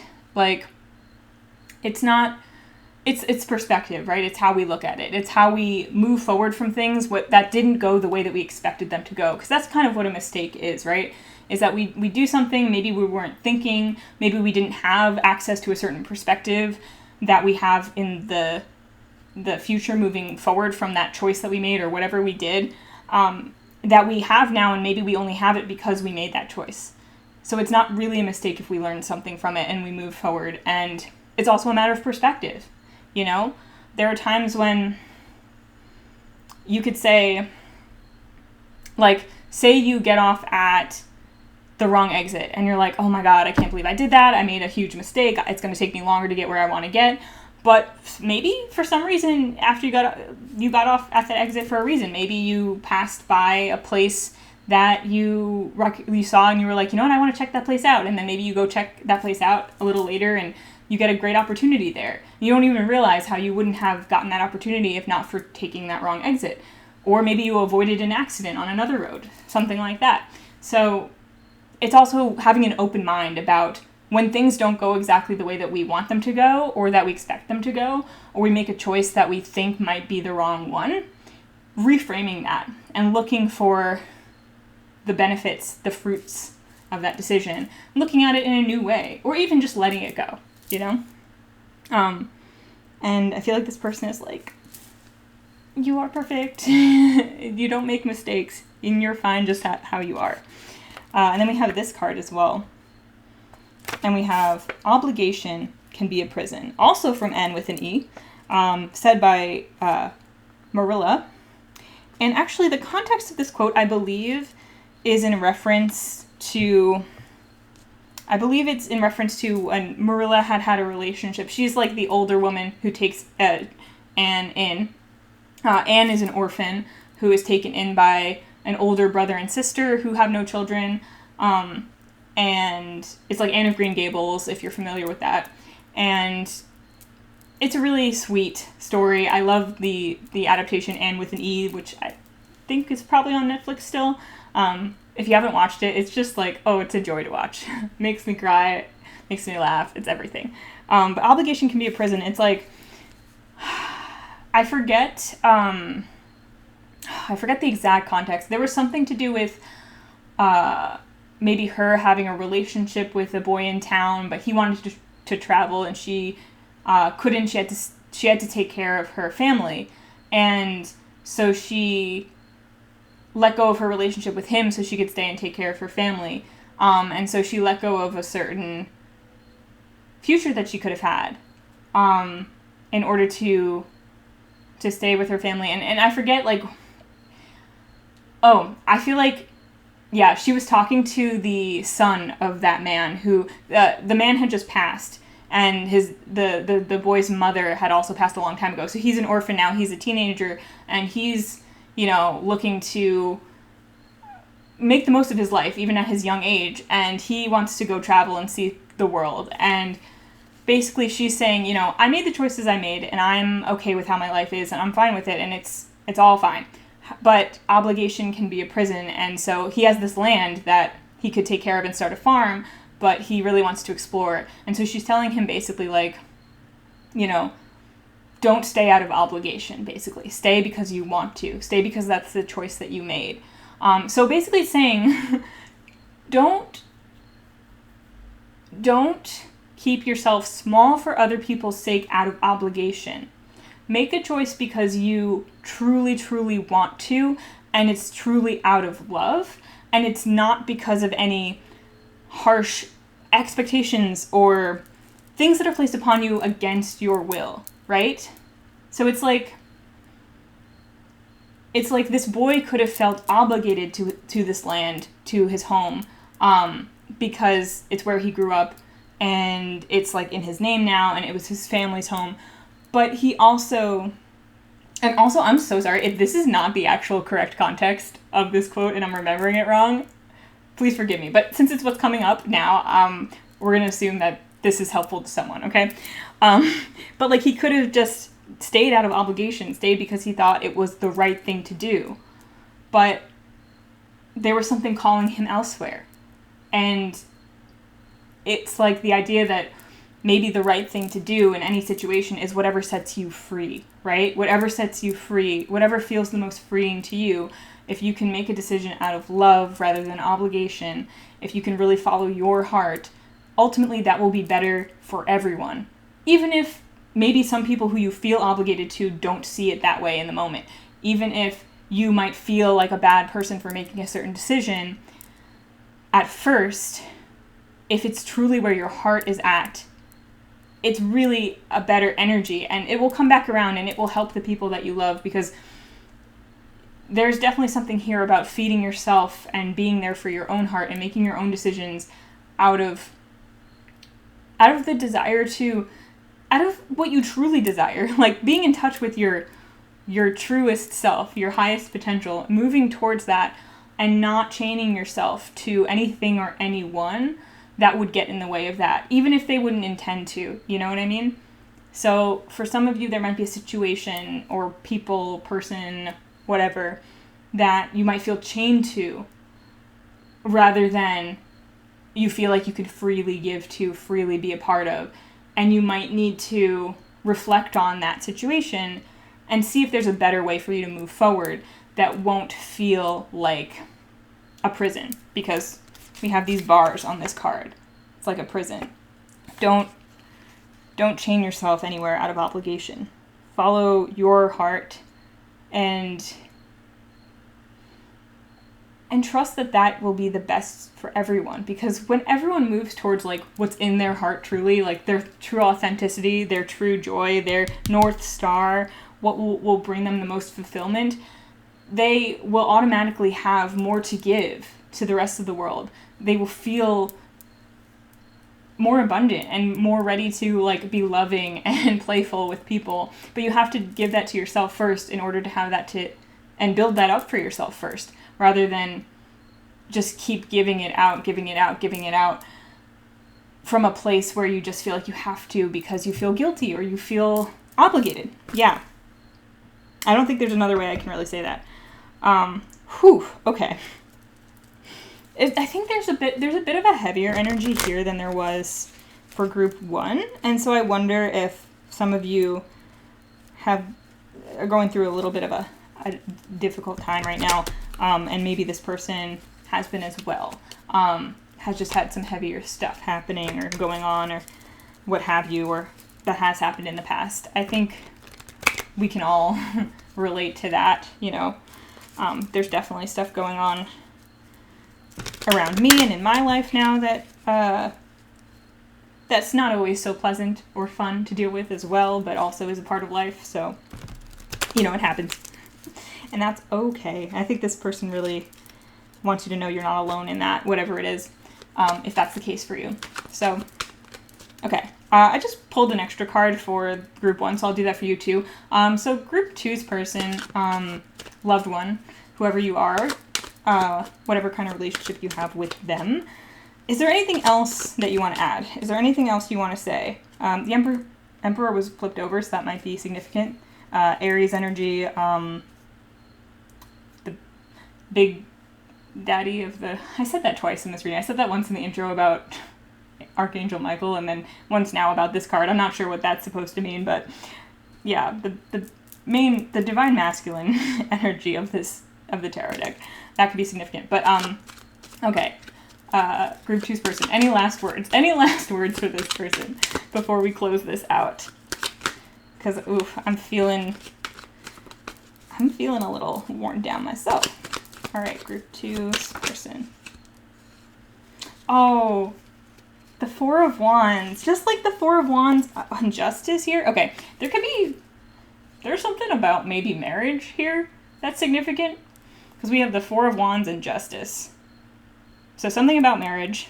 I don't know if this is someone that you are married to, want to be married to, or marriage is significant to your situation, all of the above, I don't know, but this was also on the bottom of the other deck. So 4 of Wands, that's significant. Also the number 4, if that's important for you or this person. 4 of Wands is celebration. Like I said, could be marriage, because you kind of have that sort of here, represented here. Foundations, home life, and then justice being under that. I just feel like justice, it could also have to do with like the legal system, but also legally, like marriage in some way. So yeah, that could be a layered message for some of you about this. It could be related to this person, and or it could be related to a situation you're going through or that they've gone through, that they really want to bring through. But I also feel like there's the energy of joy and celebration, and celebrating with other people or celebrating with another person. Like maybe they want to celebrate something with you that's coming up or something like that as well. Just like a happy family being together, like something like that. There's something happy and hopeful about this is what I'm saying. I really feel like they want to bring that to your attention. And something very loving. It's a very positive energy to end with. So I feel like they really want to end on a positive note. I feel like with that Star card, they are a relentlessly positive person in some way. And they really want to be that like light in a dark place for you. Maybe you also are that for them. And I think again, with those 2 wands, like the 4 of Wands, it's very stable energy. So like whatever kind of relationship you have with this person, it might be a very stable thing. And it's kind of like an equal thing as well. There's an equality here. There's an equality here. And this is a little late on the draw, but with the 2 cards that came out in the beginning, I said it could be 2 people. It could be 2 people, or 2 different energies within one person. This could also be referring to maybe this is you and them, like maybe your higher selves or your souls are very intertwined, very connected, and maybe you both came through together. Because there's like a very strong connection here, I think, between the 2 of you, no matter what your circumstances or what your relationship is. Yeah, okay. We're gonna call it there. Thank you, Group 2's loved one, for coming through with that message. I'm hesitating because I feel like for some of you, the songs might be really important. There might be more to them than are conveyed on the cards, so you might want to listen to those.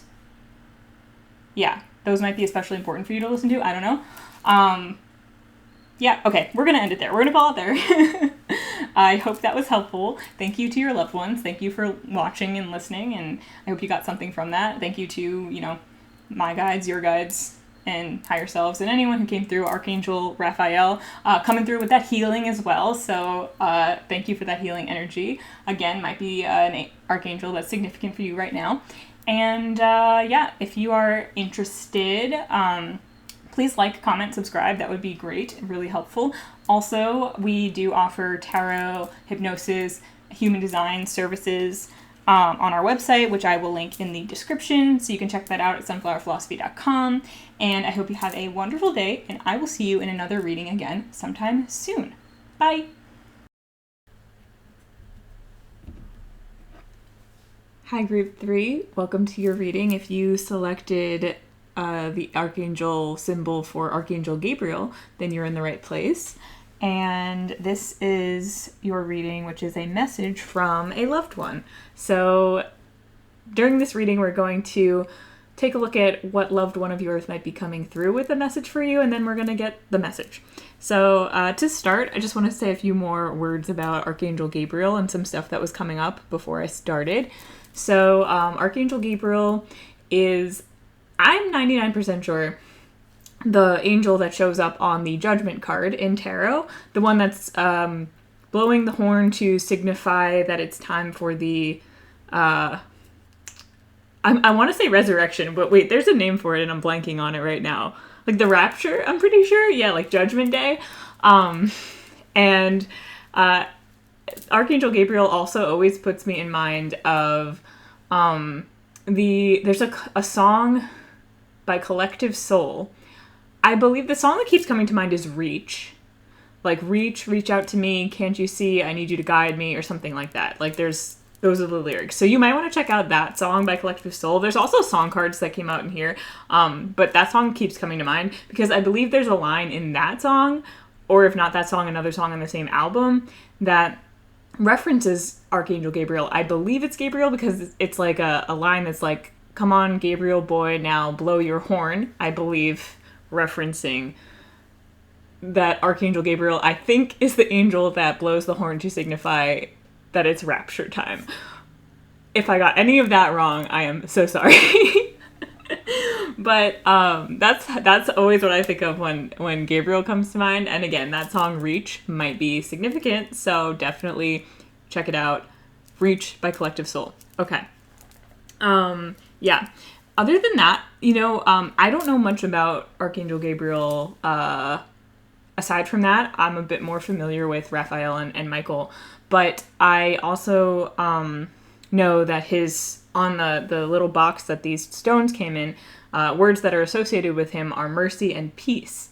And I feel like when we get into this person's energy, that actually might be quite relevant to the reading today. So we'll keep that in mind, and we'll also thank Gabriel for being here with us. And also, if you want to call on Archangel Gabriel, or you feel like Archangel Gabriel is working with you right now or is with you right now, that might be significant for you as well. So take that. So yeah, let's get into the energy of this person. And I want to start with this card here. This is meant to represent an aspect of their like essence or higher self or highest potential in their lifetime. And this person could be a currently living person who has a message for you through the ethers, their higher self, whatever. This could be also a person who's passed on, or a person from your past, or a person from your future. Just take it as it resonates. But the energy that we have for this person is actually the Three of Swords, which is very interesting. And again, that's kind of like representing an aspect, I feel, of like their soul essence, especially in this lifetime, or the lifetime that you knew them in or know them in. And then a more 3D or like physical aspect of their life that to get more information to like kind of give you an idea of who this person might be if this aspect of them isn't necessarily recognizable fully immediately, is this card here, which has the World reversed. I forget how I arranged this in the other groups, but it's whatever. As long as you could see all the cards, that's the main thing. And then we also have two song cards, actually, for this one. We have Hallelujah by Leonard Cohen, which is iconic, and From the Ground Up by Isla Nerio. So I'll read those lyrics in a bit, but we'll start with this energy right here. The Three of Swords. So if those of you who are familiar with the tarot are likely familiar with the Three of Swords in the Rider-Waite-Smith deck as being sort of like the heartbreak card, the grief card, and it shows a heart with three swords through it. What I really like about this deck, the Mary L. Tarot deck that this card comes from, is that there's a bit more to it than just that. That can be an aspect of the card, but the Mary L. Tarot deck also, we see there's a dove on this deck, right? There's a dove, and then there's these three swords, and it's kind of like there's an aspect of divinity, like a connection with the divine, and also divine, like, sweet heartache is the wording that is associated with this card in the booklet. And I really find that very interesting, and it definitely adds a layer to the energy of this card. I feel for a lot of these people coming through right now, these loved ones, for you guys, there's an element of, like, the sublime that's really important to their soul essence, or, like, the essence of who they are. And what I mean by that, at least to my knowledge, like, sublime is kind of like something so beautiful that it's painful, right? Like, beauty that's so extreme that it's almost painful. And so there might be an element of that, like maybe that's an aspect of like art that this person's soul is drawn towards. Maybe this is someone who also has integrated or experienced some tragedy or heartache in their lifetime, in this lifetime or in lifetimes previous, and that's an important part of their story. Could be that as well. But also with the dove, there's an element of like peace, of like someone who's peace loving, innocence even. And so I feel like that's a very important aspect of this person's soul.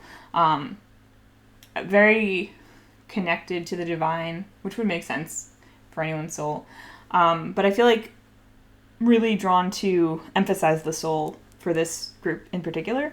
And then with the world in reverse, this could be someone who, as you've known them, maybe they're someone who's had their world kind of turned upside down and or has turned your world upside down a bit. I also feel like I was getting the word grassroots, because we have this song over here, From the Ground Up. This could be someone who has had to start over, like in some way in their life, or build something from the ground up, quite literally. Grassroots maybe also might be like a reference to, I know there's like grassroots organizations or something like that. Like that's very specific, but maybe that's significant to someone as well. And I also feel like with the world in reverse and like the dove and messages of like peace, and judgment even, I feel like this is someone who desires a better world, like who wants to change the world, who wants to make the world a better place, and who might be brought down at times by the suffering or by negativity or by violence or anything that's happening in the world around them that's a bit heavier, and wants to bring peace and wants to bring change and things like that. With the songs that we have From the Ground Up, I already mentioned some things that could reference. The lyrics on the back say, "In the morning, in the rise up, there's a bridge from all that's been. In the dawning, the vines are pushing through the pavement. We were born of burning hearts, we are tearing off the reins. From the ground up we will build it, from the clouds above we'll rain it. From the crowd up we will raise it, from the ground up." So yeah, there's definitely like building something from the ground up, obviously, like whether that's something they're literally building in their life, in the world and reality they live in, or like that's an important aspect of like their aspirations. They're passionate about like creating a better world, building a better world, creating a better life for themselves, for the people in their lives, something like that. And then we have the song Hallelujah by Leonard Cohen, obviously iconic. I think the whole song is relevant here, but the lyrics I have on the back say, "You say I took the name in vain. I don't even know the name. But if I did, well, really, what's it to ya? There's a blaze of light in every word. It doesn't matter what you've heard. The holy or the broken. Hallelujah." And I love that too. The holy or the broken hallelujah really feels like the sublime, right? Like the beauty in, there's like, yeah, like a beauty in pain aspect to maybe, some people might not like that, but I'm getting like, also there's another song, I don't even really necessarily love this song, but there's another song coming to mind. I think it's called Scars to Your Beautiful by Alessia Cara. So something about that song might be, there's like a lot of songs happening in this group. That might be relevant as well, but like, there's a line that's like, there's beauty in pain or something like that, and there's beauty in everything. It's not necessarily advocating for that perspective, but I do feel like there's something about respecting a good tragedy, you know what I mean? Like in art, right? But there's also an acknowledgement of the tragedy that happens in actual life, and urging to both embrace the reality of that and also move to a better world. And I feel like it's interesting because the song Hallelujah, it's like a beautiful song. I feel like it moves a lot of people. I feel like it's hard to not feel moved when you're listening to it, no matter who's singing it. And it's got a lot of powerful lyrics. It's also quite, just quite a lovely song, and clever in the way that it's created. But at the same time, there's a bit of sadness, right? It's kind of sad. Like, it's like, what's that line? Love is not a victory march. It's a cold and it's a broken hallelujah, right? There's a bit of tragedy in the song. There's a bit of just sadness, you know? And it's like beautiful and also tragic at the same time. And there's something about that energy that's significant for this person that's coming up. Yeah. And I was honestly, before I started doing this reading, I was feeling a little sad. I was feeling a little bit of grief almost. Now I'm actually feeling a bit lighter. Now that I've started actually with this reading. So this could be someone who in their reality maybe went through some hardship even recently, but I feel like is eagerly moving towards building something new out of that from the ground up. Yeah, that's, I don't know. This is something where, yeah, obviously you'll know if this resonates. You'll know what I'm talking about here. But it's a very curious and interesting energy, and I kind of want to just get right into the messages. So I'm gonna shuffle up the tarot cards. While I'm doing that, Group 3's person, loved one, who could be anyone to you, by the way. Like, you'll know. Hopefully at this point you have an idea of who this could be. Is there anything else you want me to say about you before we get into the messages? Group 3's loved one.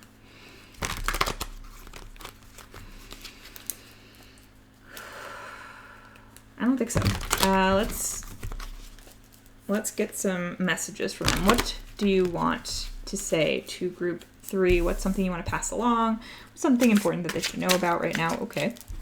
All right. We have the 5 of Cups. That's too many cards. What else do you want to say? Okay. Yeah, we'll take that. What is something that you want to say? What else do you want to say? We have the Fool reversed. I think, yeah, we'll put it like this. Okay. Wow, I changed the camera angle a little bit from the other 2 readings because what was happening was the stand I'm using was coming loose, and I tightened it up, so we have a bit more space now that it's a bit tighter, and I'm not used to that. I should have fixed this a long time ago. Okay, anyway, whatever. Okay, so Group 3's person, what are we talking about? I mean, the very first card that came out is that 5 of Cups, which to me is always about a perspective shift of some kind. So there's something that they are wanting you to find the bright side of, or look at the, like, shift your perspective on to a more optimistic one. Because, and I feel like this 5 of Cups came out in at least one of the other readings so far as well. But there's, in the 5 of Cups, I mean, this person is looking at 3 spilled cups, but they're not looking at the 2 upright cups behind them. So they don't even see what they have, what they still have. So there's something, gratitude. Gratitude just came up. So there's something they're calling you to look at that you have gratitude for, that maybe you're not paying attention to right now or not giving your attention to. And giving that gratitude is somehow going to be really important for you. With the King of Pentacles reversed, with the King of Pentacles reversed, weirdly, the first thing that came to mind when I saw the King of Pentacles reversed was something to do with the father. And maybe something to do with, it could be something to do, this is really specific, so take this as it resonates, as they say. With the King of Pentacles reversed, it could have something to do with perhaps a mindset around money or wealth that is unhelpful to you, that might come from your father or your father's ancestral line. Fool, I heard like foolish, maybe like irresponsible, maybe there's some irresponsible decisions that have been made with money. Some of you maybe this is related to your father's line. Maybe there's something about gambling that's relevant. This is very specific. Interesting. Very specific. And I feel like with this Knight of Swords, it's like you rushing in to cut that off and to end that cycle. And yeah, become abundant, basically. Yeah, okay. This could be very simple and very direct. Like a scarcity mindset. A tendency to focus on the losses, on the negative, on the things that you don't have, on the abundance that you don't have. Possibly pertaining specifically to a father's line. Like, it doesn't have to be that, though. It could just be also just around wealth, around feeling like you're not worthy even of a certain level of abundance. And this could be financial, but it could also be like in general, or in any area of your life where you feel like you have suffered some losses, or where you don't feel like you have enough, or where you've always felt like you were lacking.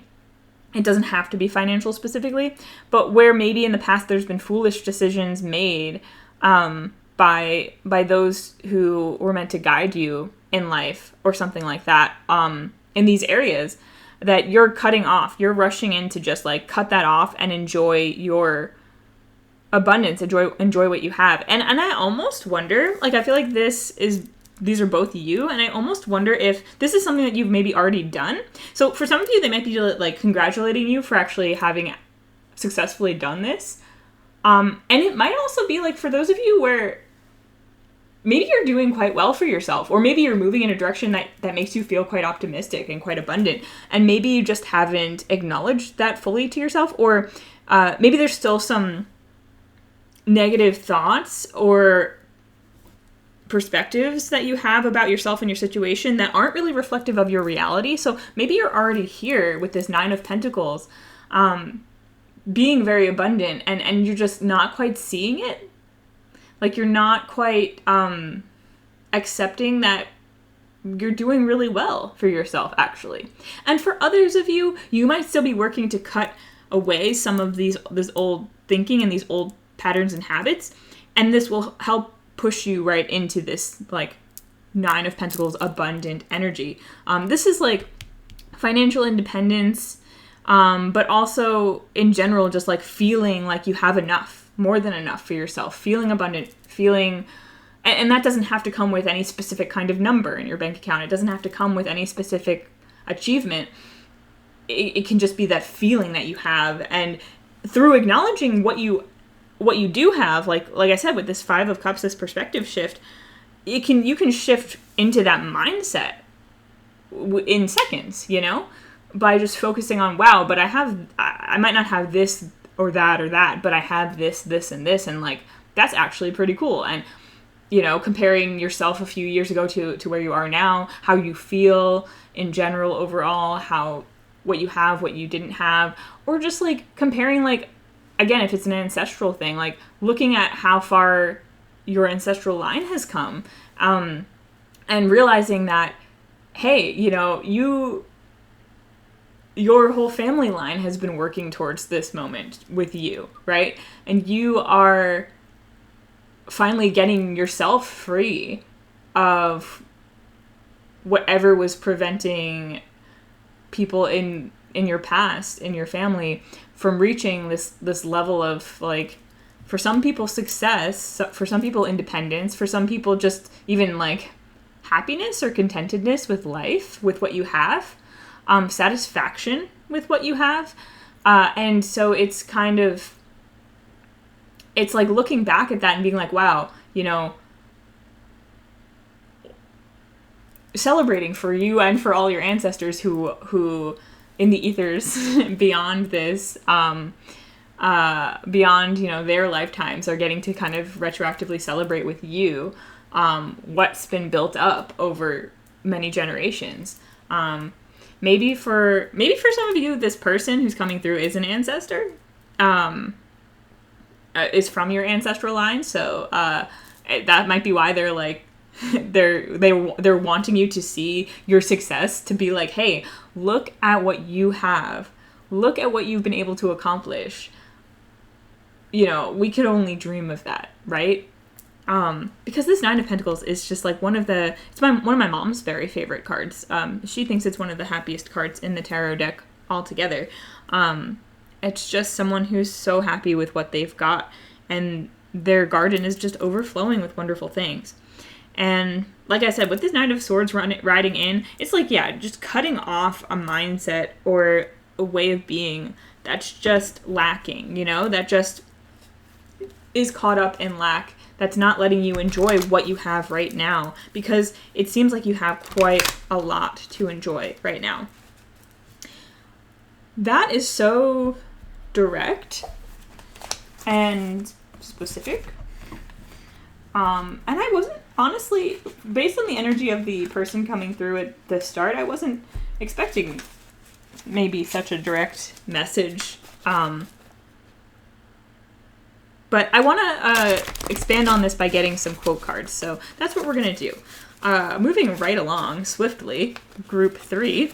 Group 3's loved one, thank you for being so succinct here. But you got anything to add? Let's see. What else you have to say to this person who you love and you are communicating with? Yeah, I was feeling so much heavier about this energy before I started reading, and then it just lightened up. So I think in spite of the sort of heavier energies, like the more dramatic kind of energies associated with the Three of Swords and even the World card and stuff like that. Yeah. Oh, yeah. There is something from the ground up. Yeah. This could be something ancestral, like someone from your ancestral line being like, we have wanted to create a better world for so long, and you are a culmination of that in many ways, and a continuation of that. And I think that even if you are still feeling a little bit like you're in this energy, this side of things, you are swiftly moving towards that Nine of Pentacles. You are really, yeah. Okay. We've got a quote already. All right. So, yeah, from the ground up, it's like your family has been building something for a long time, whether they knew it or not. Okay. And anything else from this pile that you have, any other messages you have for this person? Okay. And then I'm just going to, I have so many of these cards, so I'm going to see if there's anything else they want to say from the second quote pile that we have over here. Okay. Group 3's left one. Anything else? Okay. Well, yeah. All right, we'll leave it at that. That's more than I was intending, but cool. Okay. And we have this. All right. So the first quote we have is, "Life's a game, but only some bother to play," from Call Down the Hawk by Maggie Stiefvater. Now, it's interesting. Call Down the Hawk is part of the Dreamer trilogy, is what she calls it, and it is kind of a lot about breaking ancestral cycles, like breaking family cycles, breaking free from something that's held generations back, right? And also, life's a game, but only some bother to play. It's like, yeah, you're taking back your power. You're feeling empowered. You are playing the game of life in a way that I feel is bound to be more successful than perhaps it has been in the past for people in your family. And this is not to call them out. Like, here's the thing, right? This is a celebration of you being able to get to this point, because I feel that for so many of us and so many families and ancestries, and no matter where you come from or what your background is, so many ancestral lines have dealt with a lot of just unfairness, things that are not necessarily within their control at all, that are stacked against them. Like, the odds might have been very much stacked against many generations in your family, and it's really this person really wants to emphasize how proud they are of you to have gotten to this point. And also, they want you to be proud, and they also want you to acknowledge it and to realize and recognize that. Because for some of you, you might be feeling like you're not far enough along in life, or that you don't have what other people have still and you want more. And they want you to recognize that what you have now is like beyond the wildest imaginations of some of the people in your family. And that means a few things. One thing, it means that, first of all, like, hello, celebrate and appreciate that. That's amazing. But second of all, it means that you can still indeed have even things that are beyond your wildest imagination. You just have to open up your imagination to that, right? And you have an opportunity to do that if you would like to. And again, this could be financial. This could be about like creating generational wealth and flipping this King of Pentacles upright, right? Becoming that King of Pentacles. Nine of Pentacles, right, is I feel like just a wonderful, happy, celebratory, appreciative card, and then you can keep going from there. You can build on that.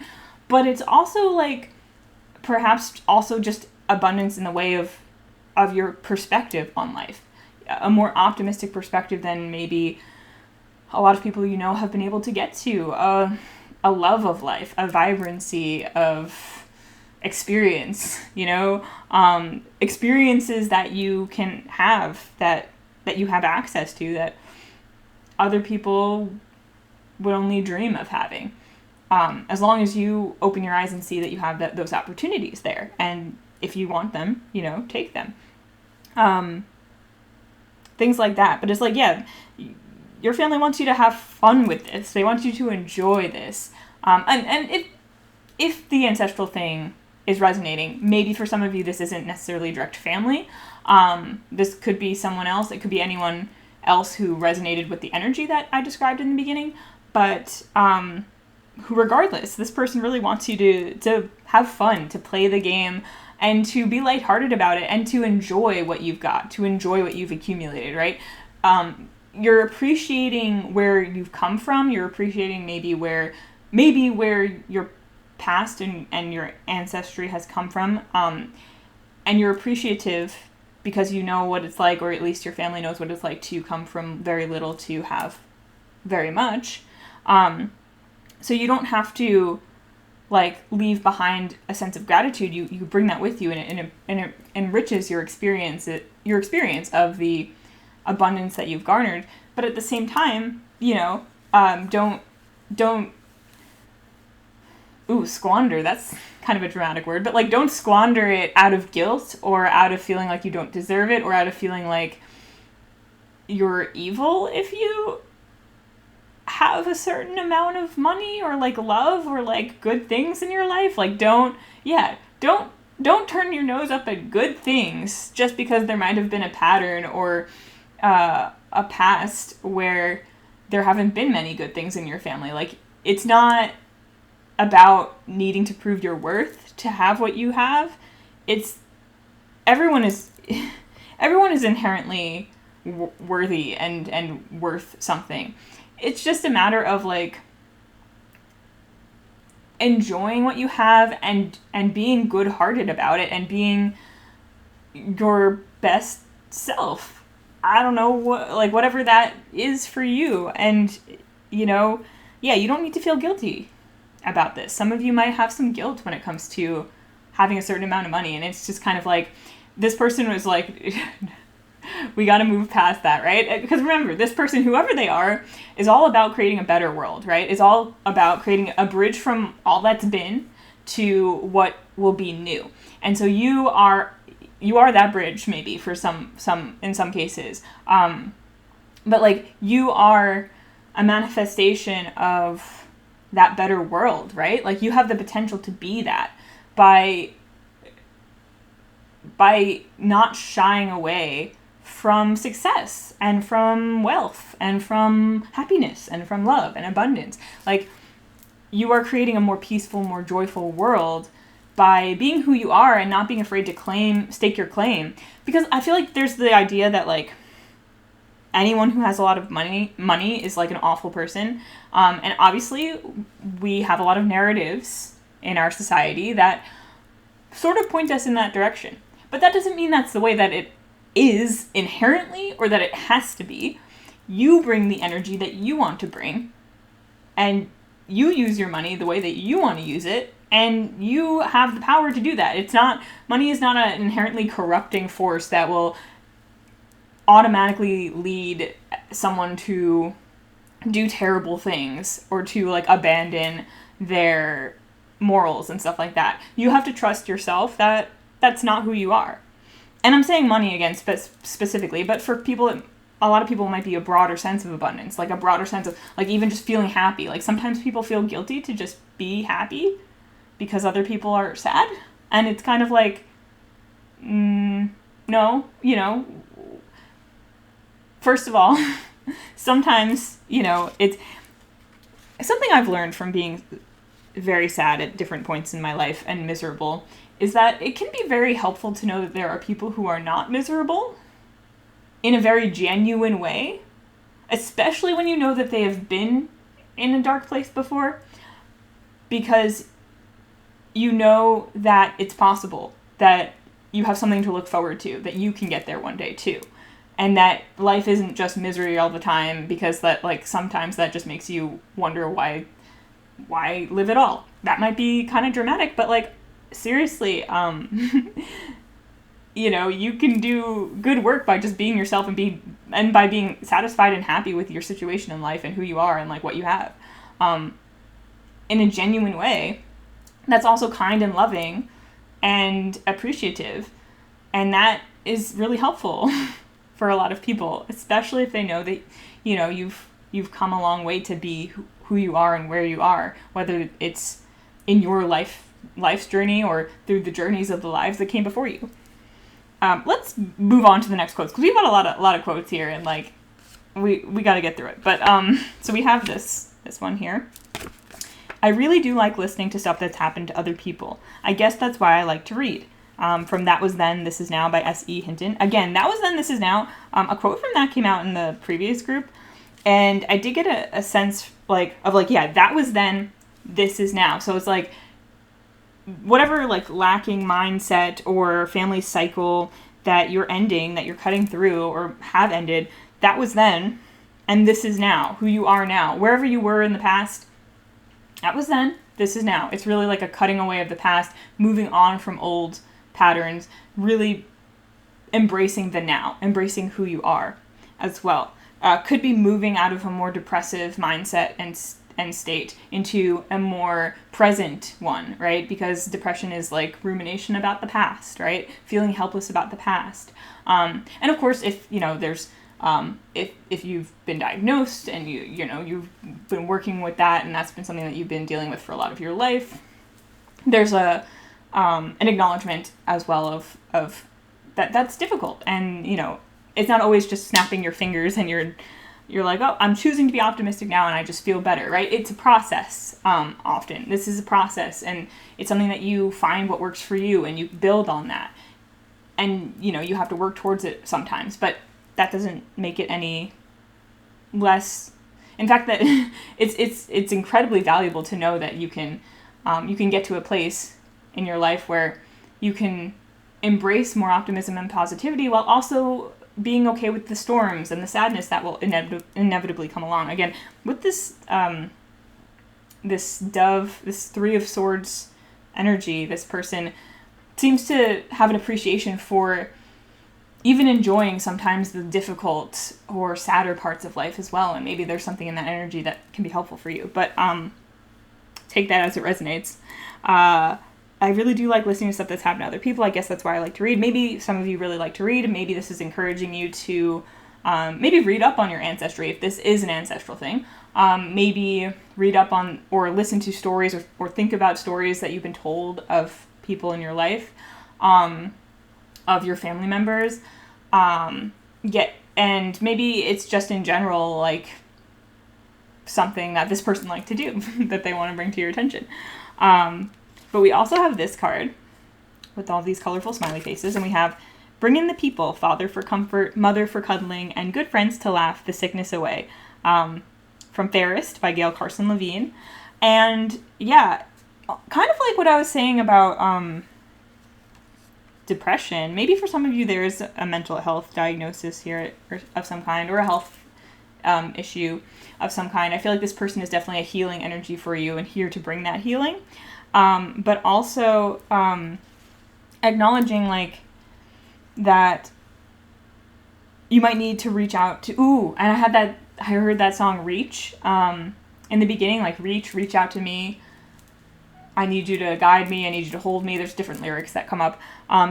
Okay, maybe you need to reach out to some people in your life. Maybe you've been feeling a little down. Maybe to do with this mindset here. Maybe there's something in that is relevant. Maybe something's just happened recently that has had you a little bit down, or maybe you've been struggling with your mental health or something like that. And so reaching out is something that they really want you to do, whether you're reaching out to them, in the physical reality, or someone else, or family, or spiritually reaching out to someone. They're encouraging you to reach out. And also, maybe for some of you, this is someone that you want to reach out to specifically. Maybe they are going through a difficult time and you want to be there for them, or they're asking you to be there for them. Take that as it resonates, if that sounds right. But it's this a really comforting energy that they really want to bring to you, and maybe also that you can bring to someone else. We also have this card here. A morning can start off like any other, but by nightfall, things have occurred that could change a course forever. And this is from Anne with an E, the TV show that has come up multiple times in this reading, that show. But yeah, okay, so there's an openness to the miraculous and the beautiful and the wonderful things of life. An openness to the fact that anything is possible. And yeah, the idea that a new world is possible. Like, you can inhabit a new world than the one that you grew up in. You can create a new world that's different than the one that you're currently in now. And that we can all, on a macro level, create a new world, a better world, if we choose to, if we want to. I feel like this person is very focused on the idea of creating a better world, of creating a world that's more loving and beautiful for everyone. And then we have, there is no shame in meeting a worthy opponent. It means there is more to learn, a welcome reminder to pursue humility. Okay, yeah, so for some of you, it's specifically about humility, like having humility, being willing and open to willing to take on and accept, or at least explore other perspectives, other people's stories. Also having humility and acknowledging that it's okay that not every day will feel 100% amazing, but that doesn't mean that you're not making progress. It doesn't mean that you're not amazing, that you're not doing great.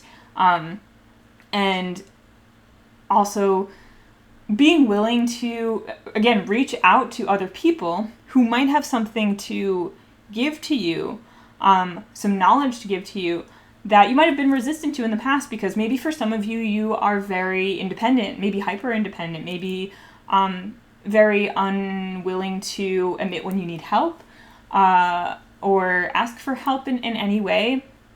And maybe you could see asking for help, or someone even offering you help, as like opposition, right? As someone questioning your ability to take care of yourself or to do things, or something like that. And this person wants to emphasize that no, it's not about that. You don't have to see it from that perspective. Think of it as, think of learning new things about life as an exciting opportunity rather than an indictment of that which you did not know in the past, right? There's this energy of maybe beating yourself up for things that you didn't know or didn't see in the past, and focusing on the fact that you didn't know and that you wish you had known, as opposed to taking the lesson, taking the new information, and turning towards the future, and turning towards what you can do with that information, and the amazing things that the opportunities that you have to use that for the betterment of your future. Like, this person is really, I think the present moment is very important in creating the future. And so they want to emphasize the present moment in that staying present, being present with yourself, being appreciative and having gratitude for what you have now and where you are now is very important.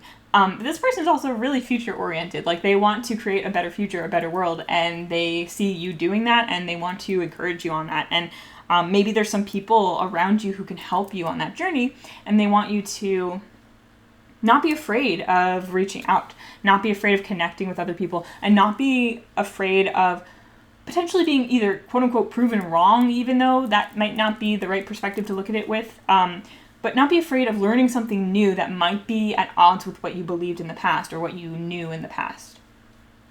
So, food for thought there.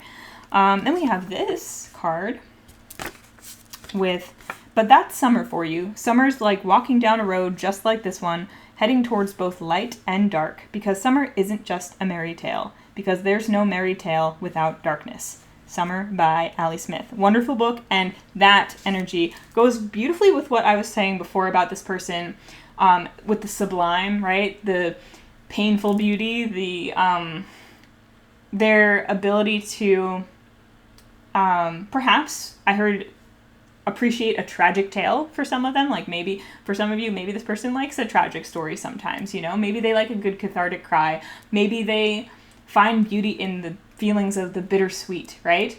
Because there's so much of life that can be bittersweet, right? An ending into a beginning, you know? The end of summer, it's like you're sad because the summer's ending, and, you know, depending on your lifestyle and where you grew up, maybe you went to school during the fall, winter, and spring, like many of us do. I'm from the United States, so that's what we do. And so summer is your vacation time, and you grew up with that, and it was always bittersweet, the end of summer, because it's such a beautiful time. I love autumn, and it's the beginning of a new school year, which can be exciting, but also scary and stressful and, like, a little sad. And the changing of the seasons in general is bittersweet, you know? Because right now, you know, we're nearing the end of August at the time that I'm recording this, and the weather's been a bit cooler, and even though it'll probably get hot again for a bit before fall really kicks in, it's reminding me of autumn, and I love autumn so much.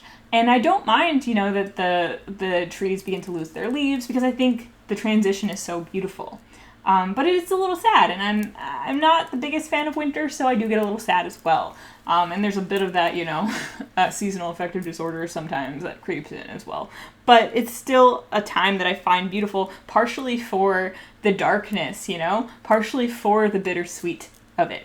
So there's something in there, again, this person really appreciates, like, that divine heartache feeling, you know, that you even maybe get at the end of a vacation. Like, you're happy to go home and be in your own space, but also maybe you had a great time and you're going to miss this location, and you know, wherever you were vacationing in or wherever you were traveling to, you don't get to go there every day. So, you know, you've got your memories, and that's wonderful, and it maybe you had a good time, but you're sad, but you're also happy, you know? That might be helpful for you in whatever you are endeavoring to do, and embracing that bittersweet feeling might be part of your journey in releasing maybe some of the things that you need to release, and embracing some of the happiness that is in your life and also on your way to your on its way to your life. Then we have this card,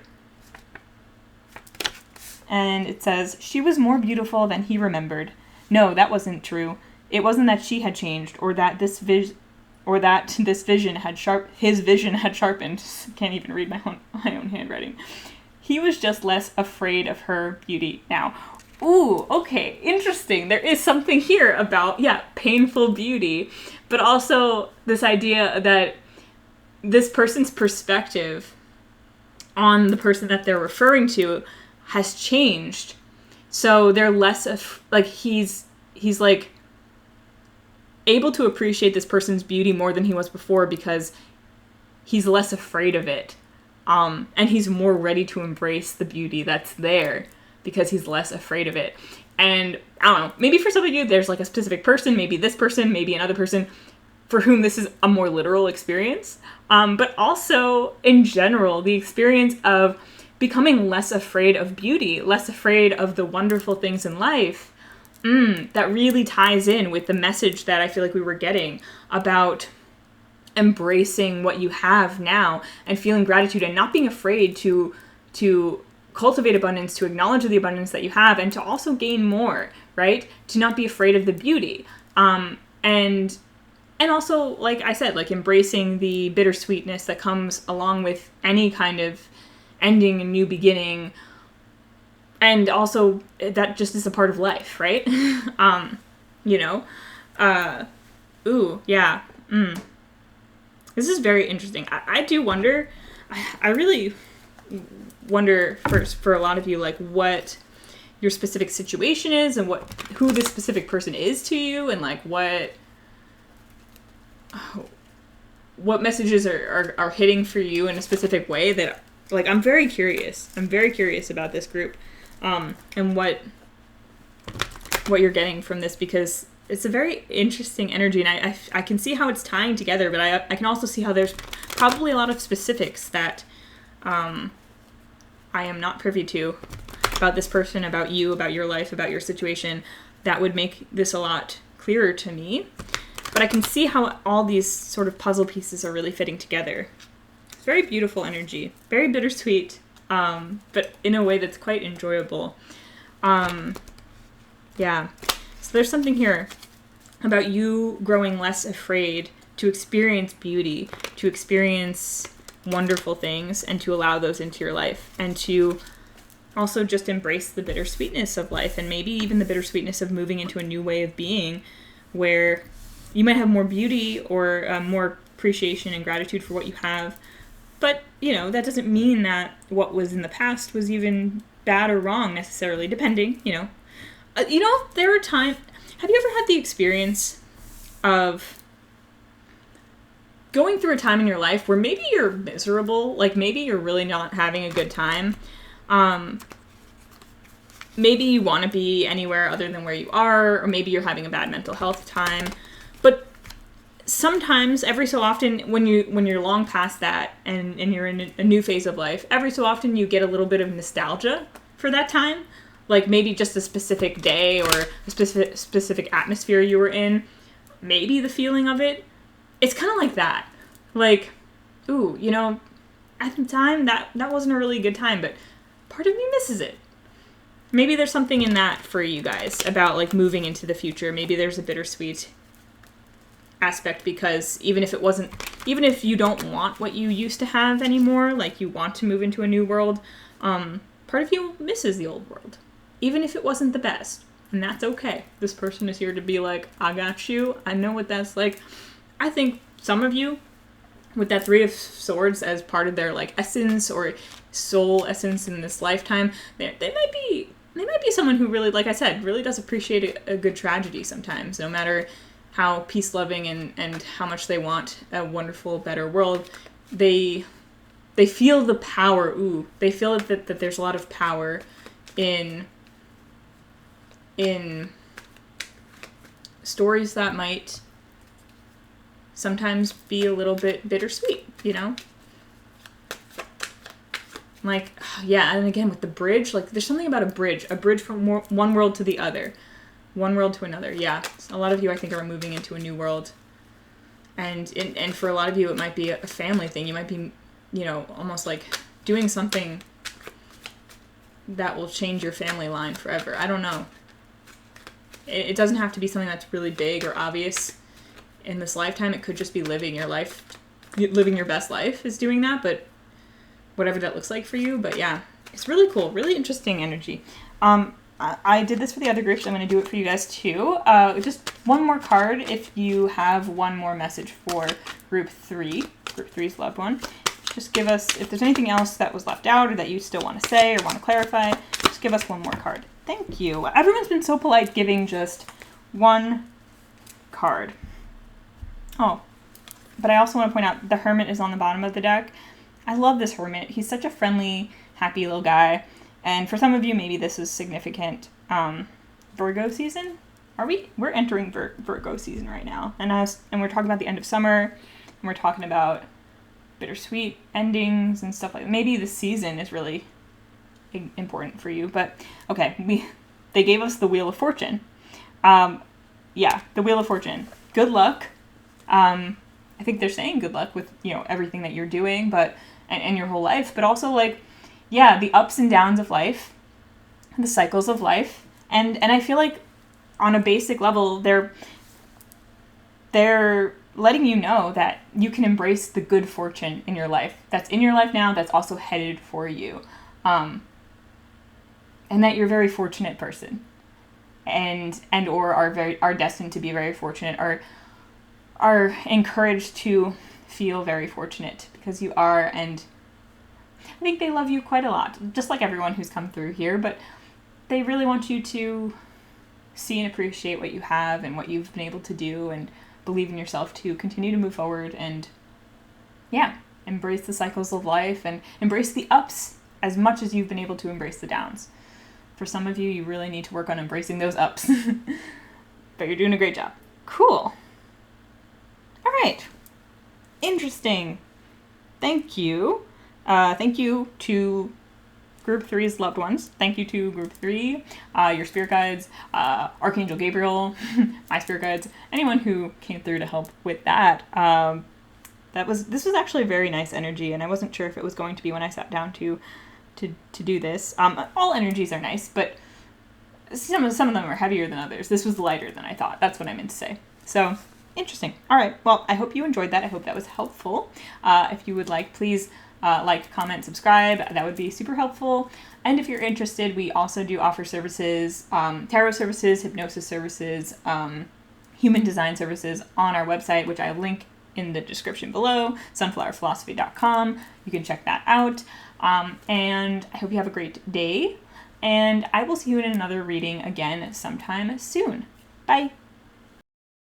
Hi, Group 4. If you selected Archangel Uriel's Angel Stone, then you are in the right place. And this reading today is a message from a loved one or someone who loves you.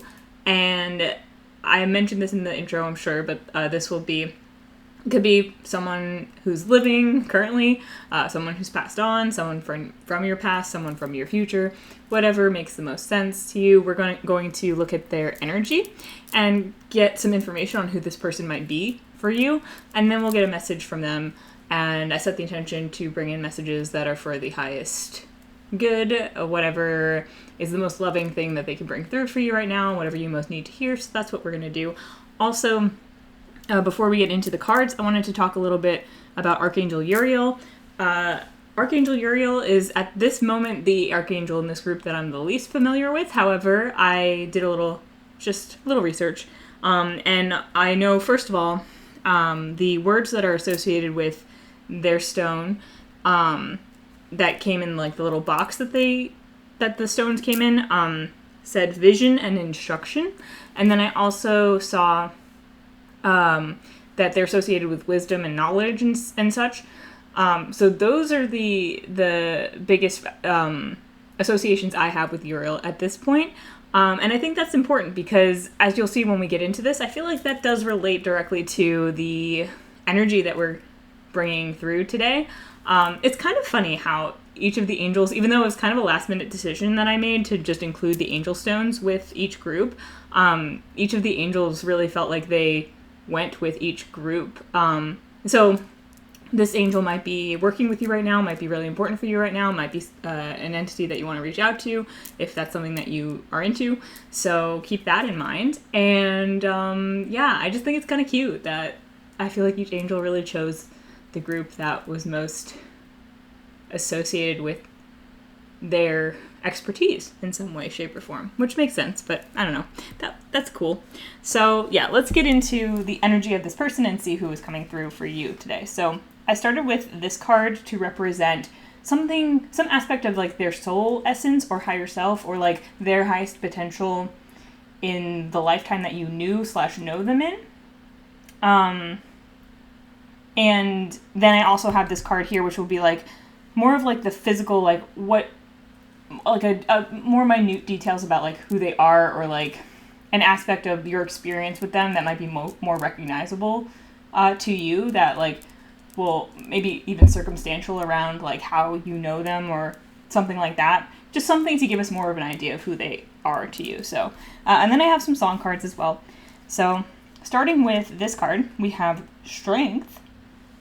And in this deck, Strength is number 11. I haven't really pointed out the numbers for any of the cards, actually, but it's just interesting because I believe usually Strength and Justice are reversed, or sometimes they are in other decks.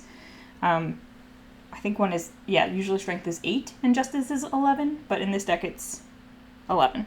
So, then we also have this card, the Hierophant, number 5. And we have the songs, The Sound of Music from The Sound of Music, musical, and Extraordinary Machine by Fiona Apple. We'll look at those in a moment. But we're going to start with these cards here. So first with Strength. So Strength, I actually forgot to double check which sign that Strength is most closely associated with, and that didn't even come up in like the last group. But in this group, the lion on the Strength card, that's very Leo. So that might actually be the most common association with Strength is Leo, which is, we're leaving Leo season right now, I think. At the time of that I'm recording this, I think we're moving into Virgo season. And then the Hierophant, which I believe is associated with, I want to say Taurus. Taurus is coming up. But if there's another association with the Hierophant, feel free to comment so that people know. Because I know the Empress is also Taurus, I think. Or is it because she's associated with Venus, and Venus and Taurus are related? Anyway, the point is, I don't think that's actually like the most important thing here. Because what's coming through the most, first of all, with the Strength card is that an important part of this person's soul essence is courage, is bravery, is strength, is being very driven, and very brave. This is a very brave person, a very strong-willed person, I feel, as well. At least part of their soul essence. It's very, this is a very important aspect of them, at their core level. And then with the Hierophant being the more physical aspect of like what you might recognize as their energy, as you knew them or know them. This could be a teacher of some kind, or a spiritual leader, or a religious person, or just like a very, a person who's very knowledgeable about something. This could be, specifically for some of you, might be a music teacher that you've had. Could be a teacher you had in your past. Could be someone who's teaching you now. Could just be a wise person that you know and are aware of. And it might be someone who is older than you. Who's kind of a mentor to you. That doesn't have to be the case. This could be someone who is, a mentor to other people, a teacher in general. That's the job that they have. Or very religious or spiritual person in general. Especially with these beads here. It's kind of like, it looks like this person is holding rosary beads. So for some of you, maybe this is a religious person. Maybe this person has a role in a religious organization of some kind. So that is important. Now with the Sound of Music here, we have, I go to the hills when my heart is lonely. I know I will hear what I've heard before. My heart will be blessed with the sound of music, and I'll sing once more. This person, whether they are a music teacher or not, they might enjoy music, they might love to sing, they might love the sound of music, and also, given that the Sound of Music is, an older movie, maybe they are an older person who enjoys, things from the past and stuff like that. I love the Sound of Music. It doesn't really matter what age you are, you can love the Sound of Music, but you know what I mean. It might be of their era, but also, they might just love music. Maybe they love to sing. Maybe that's just a thing that them as someone who just enjoys singing, enjoys music. And we have Extraordinary Machine by Fiona Apple, which says, be kind to me or treat me mean. I'll make the most of it. I'm an extraordinary machine. And I feel like the part of Extraordinary Machine that is most important here is, also the color green might be important, the color yellow as well. And I associate red with the Hierophant based on, I guess, the writer Wade Smith. And I don't know why. colors are coming through is important, but like green, red, gold might be important. I feel like this might be someone this could be someone who's a relatively solitary figure.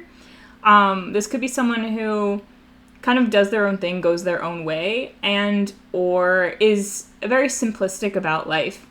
You know, in an odd way, this almost feels like someone who is coming through as a more feminine counterpart archetype to whoever was coming through in group 1, which felt a little bit more masculine. Don't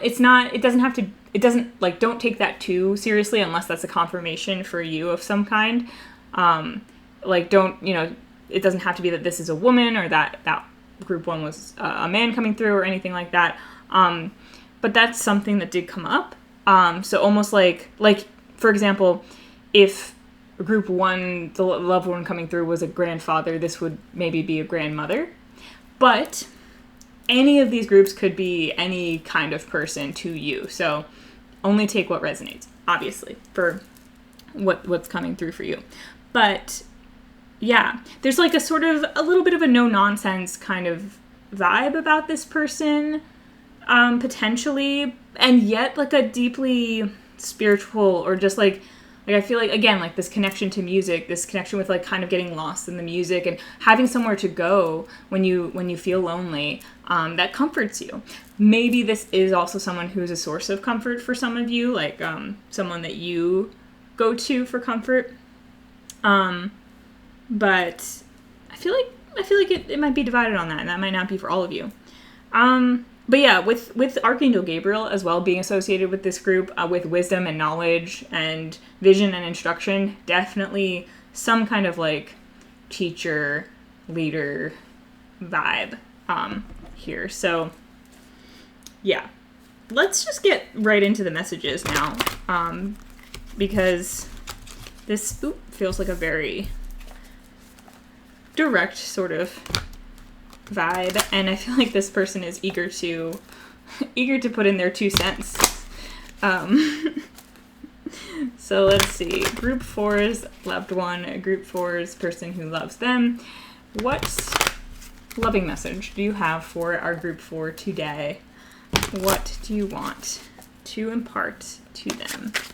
What messages do you have for Group 4? Okay. We'll put it like this. I'll make sure that you can see it all in a moment. I'll just get all the cards first. Group. Okay. Group. Interesting. And one more card. Group Force Loved One. One more card if you want. Okay. Interesting. Okay. Ooh. We have the Queen of Swords on the bottom of the deck, and we have the King of Swords that came out. So that might be significant. We'll talk about it. Okay. Interesting. We've got a lot of wands here. And death in the middle. Okay, so there's some kind of transformation they want to talk to you about. It's possible for some of you death is a relevant thing in this relationship here, or maybe with what this person does. Maybe if they are religious or spiritual, or for some of you, like I said, with every group, but this could be someone who's passed on, so that could be relevant as well. But I feel like with death being part of the message they want to impart to you, this feels like, I feel like we're talking about some kind of transformation that you are going through at this time. And first starting off with the 7 of Wands here, you are up to the challenge. They want you to know that. You're up to whatever you're facing. Whatever you're facing is not too much for you. You are you have what it takes to take on whatever challenge is currently facing you in your life right now. With the King of Swords, I think the King of Swords can be a little cold, but and can be quite blunt, but would be a very intelligent, sharp-witted, knowledgeable person who communicates clearly and directly. So perhaps for some of you, embodying this King of Swords in the face of whatever challenges you're facing or transformation you're facing is a really helpful energy for you. Maybe there also could be a figure who serves as like a kind of King of Swords person to you in your life who could be significant, who might offer some good advice. But with the King of Swords here and then the Queen of Swords being on the bottom of the deck, perhaps there's some kind of counterpart to you. Either you're the Queen of Swords or you're the King of Swords or something like that, who might match your energy and be able to help you through whatever you're facing right now. Which I'm presuming you know who that is and you know what that means if I'm saying that to you right now, because that's what's coming up. But like, ooh, it's giving. Okay, so The Sound of Music, if you haven't seen the musical or you forget kind of what it's about, it's giving, okay, this is the King of Swords then with the Queen of Swords on the bottom of the deck here. It's like, in The Sound of Music, we're following Maria, who is a nun, but then she and Maria from The Sound of Music definitely has Extraordinary Machine vibes, because she's kind of like a little out there, a little different, and she sort of makes her own way. So even though she begins the story very dedicated to her spiritual organization, she's a nun, she's taking it seriously and she's aspiring to become one of them. She's also not very good at it. And she's really off doing her own thing, and she likes to sing and she likes to dance, and she's a little bit more scattered and less disciplined than the nuns would like her to be. And no one can really change her or make her be different or suppress that aspect of her. That's just who she is. Which very much gives me Extraordinary Machine vibes. So might be an aspect of this person's personality or an aspect of your personality as well. But, in the story, she goes to help with a family of, what are there, 7 children or 8 children? I forget. Whose mother has passed on, and the father used to be an admiral, I think. And so Mr. Von Trapp is, seeking someone to help care for his children. He's like a wealthy man in Austria. They live in Austria. And she goes to help the family, and she gets off to a rocky start because of her kind of unorthodox personality and loosey-goosey way of doing things, and also her love of music, which she teaches to the children. And the admiral is very straight-laced.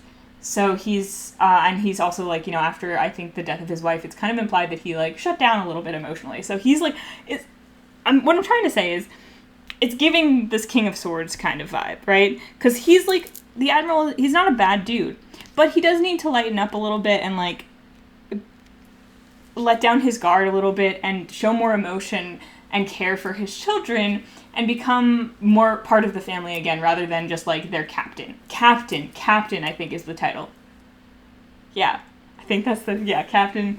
I don't know where I got admiral from. Maybe, I don't know. Anyway, the point is, he needs to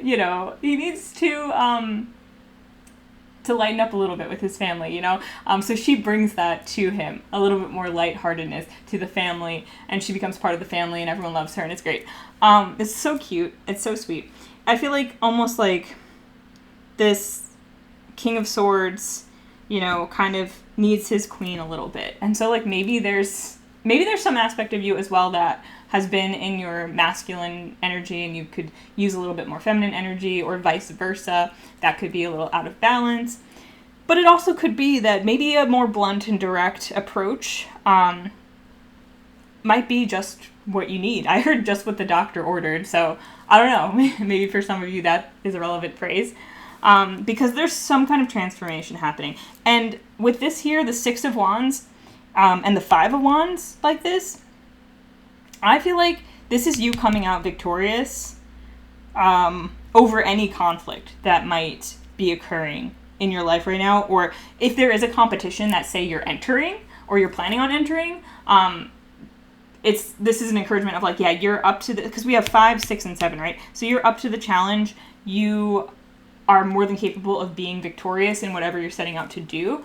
And you could certainly, like, you're primed to blow the competition out of the water, is what I heard. So, yeah. And maybe this person, whether they're physically in your life right now or not, is energetically, like, assisting you, or is even there in your physical reality with some wisdom for you, that they can help you. Maybe they are your teacher in something directly. And this is just them coming through with extra encouragement of like, yes, I believe in you. You can do this. Here's some advice. But this doesn't have to be actually about a real like competition, a literal competition. This could be about just challenges that you're facing, a transformation that you're going through emotionally, spiritually, physically. And it's a very encouraging message. I feel like it's basically like this person is saying, keep going. You have it in you to face whatever this is and come out on top, victorious, you know? And I think there's a little bit of finger wagging here. It's like, don't stoop to anyone's pettiness, you know? Don't get involved in like any petty conflict, or like if there's any, you know, sniping that people are doing at each other around you, or gossiping, or just stuff that people are trying to drag you into, or even if they're not, but you feel a little bit dragged into something, like just don't rise above it. And there's also might be some kind of public recognition in whatever you're going through for you, but even if it's not public recognition, victory of some kind, whatever you're facing, there's some kind of victory awaiting you. And like I said, there might be some kind of like some kind of counterpart to your King of Swords energy, or this is you, and that's like a person that you're supposed to, I don't know, connect with, and like, I don't know, an equal, someone who's equal to you, who can meet you at your level and communicate with you at your level. Yeah. Also, for some of you, this person coming through who loves you might be a spirit guide. So could be someone who's guiding you in that way as well. Interesting. And I feel like group force person, is there anything else you want me to say pertaining to any of these cards before we get some quote cards to continue this message?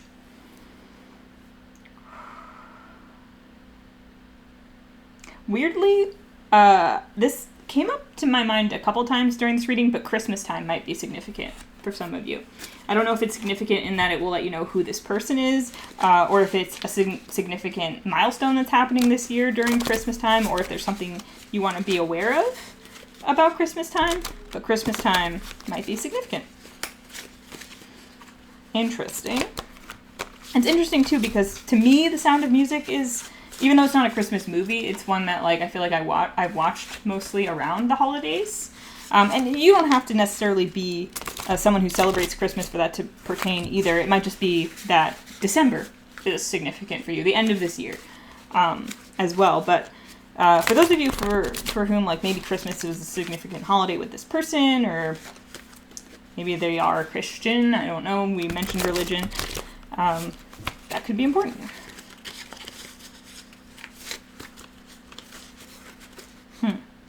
Also, nature might be important. Like, we have The Sound of Music talking about going to the hills. I always think, when it comes to Extraordinary Machine, of someone, like, setting off on their own down, like, a hiking trail or something like that. I don't actually know if there's anything in the song that really speaks to nature. It might just be my association, but maybe that's relevant for some people. Okay, so group force person, what do you want to add to this message? How do you want to clarify it, or what additional messages do you have for your people who are listening here? Okay. Definitely very supportive energy here. Helpful. Like someone who, again, like has that teacher vibe, instructor vibe. Guidance. They're guiding you in some way. Alright, and I have so many quote cards, so I'm just going to see if they have any more that they want to share. Anything else? Anything else? Group chords, loved one. Anything else? Okay. Interesting. Alright, so let's take this. So we have these cards. We'll put it like this. All right, so let's start here. We have, isn't that cute? And the quote is, "Sometimes bad ideas were so bad they looped right back around until they became good ideas." From Opal by Maggie Stiefvater. And yeah, ooh, okay. So maybe there's some ideas that you're working on or things that you want to do that you feel like would be, okay, there's two things coming up with this. One is there might be some ideas where you're like, oh no, I should do that. That's a bad idea. But maybe the reason that you have misgivings about it is because it would take you out of your comfort zone. It might feel like a bit of a risk. And remember, this person, courage is a big, important part of their soul essence. So, they are definitely not going to discourage you from risk-taking in service of what's truly in your heart, right? Courage.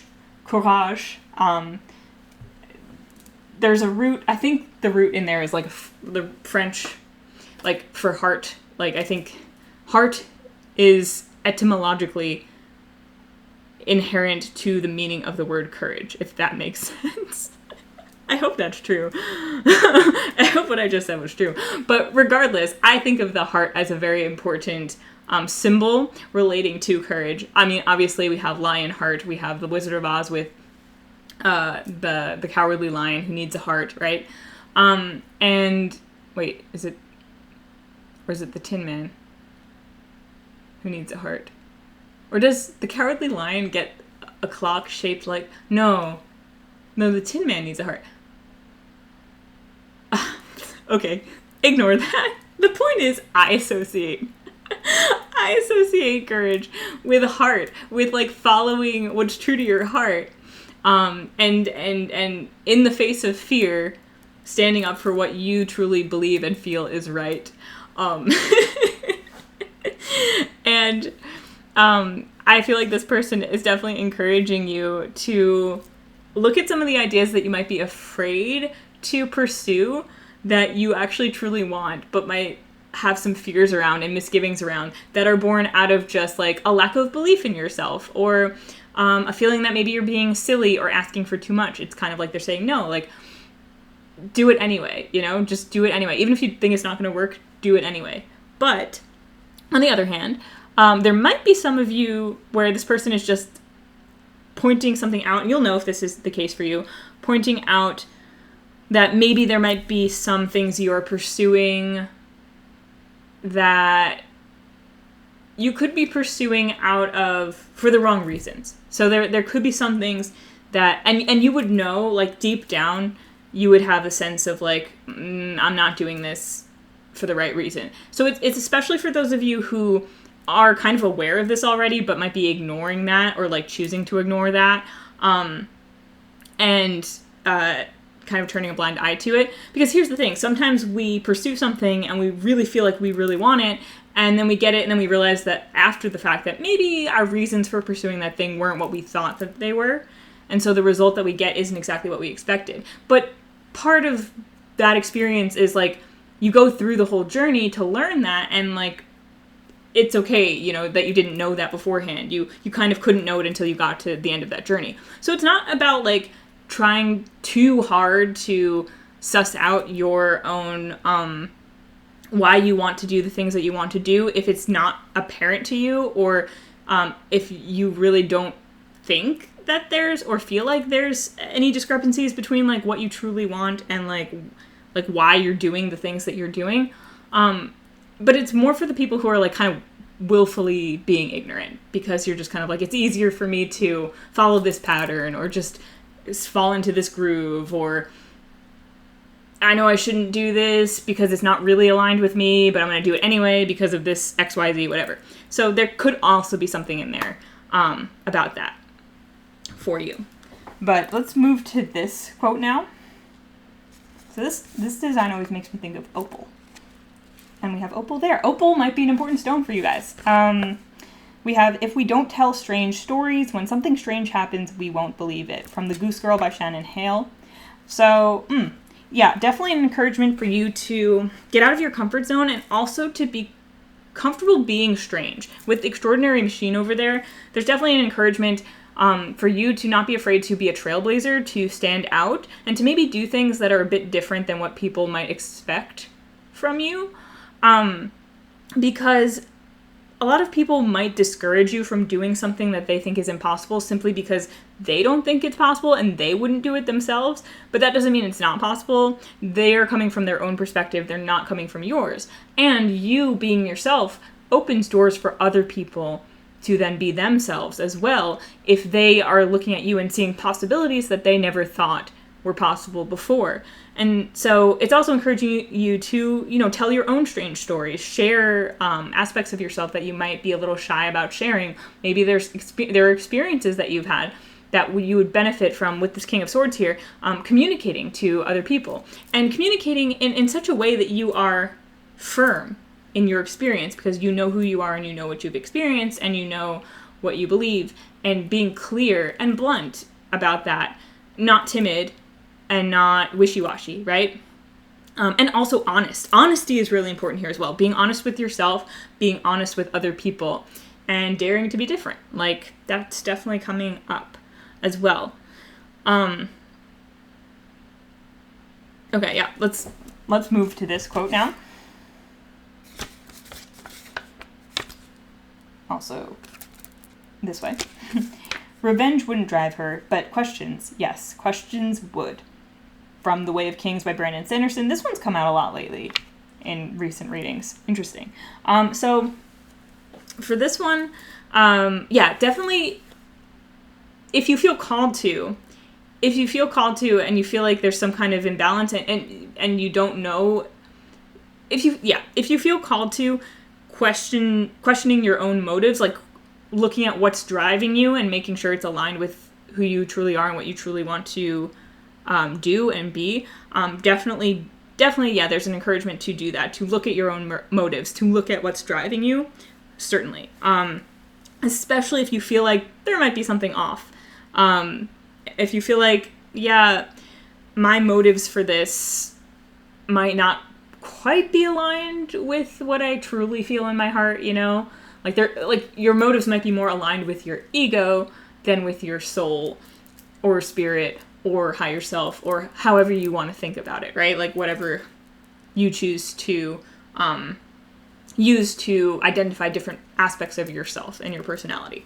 And so, are you ego driven? Are you driven by something, by an energy that is just not like revenge, is revenge aligned with you in this circumstance that you're in, or is it not? And the only way you can really find that out is if you ask yourself, right? and give yourself time and space to hear the answer, to let the answer come up, to feel the answer in your body.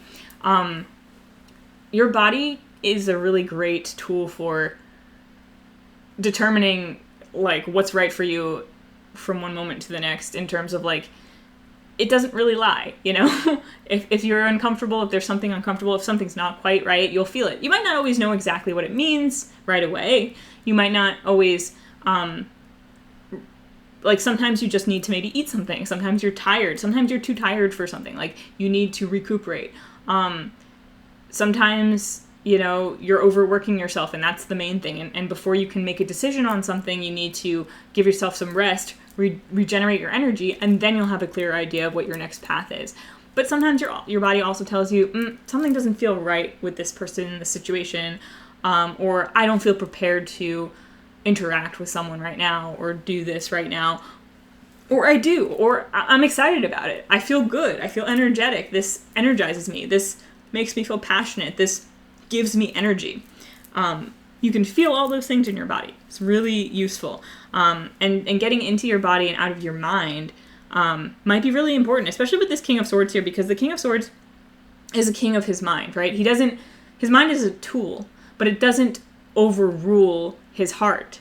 And that's really important, right? There has to be a balance. And I feel like the epitome of the King of Swords, like, of the most positive aspect, because there can be a positive and negative aspect to everything. So like a King of Swords reversed might be someone who's completely ruled by their mind, too controlling, too disconnected from their emotions, and like a tyrant, basically, of the mind and the ego. But someone who's the more positive aspect of the King of Swords is very quick-witted, very intelligent, uses their mind properly as a tool to help them follow their heart, that they don't let their mind get in the way of what their heart and their body are telling them, but they use it to help make plans around what their heart desires, to pursue that, to maybe, to temper the other parts of their personality, but not to get in the way of what they truly want and desire, and not to become a slave to fears and anxieties and things like that. They know that the King of Swords knows the difference between those things. And so there's really a mastery of the mind and communication that is important for you here. And possibly something that you've been working on cultivating. And maybe for some of you, you have mastered it. And, this is calling on you to use this throughout whatever you're going through, whatever transformation you're in the midst of, or whatever competition you might be looking to enter, if that's part of your journey. Then we have this quote card, just like black ink. And it says, "Always be reading something," he said, "even when we're not physically reading. How else will we read the world? Think of it as a constant." From Autumn by Ali Smith. Ooh, yeah. So again, with going back to the King and Queen of Swords, yeah, reading the world just like you would read a book. And, okay. So something that's really important to me is, so I'm an avid reader. I love reading. And I feel like reading is a really important skill that you can use in so many different aspects of your life, because when you are really tuned into the metaphors and the theming, the analogies of the books that you read, you can also apply those things to your actual life. And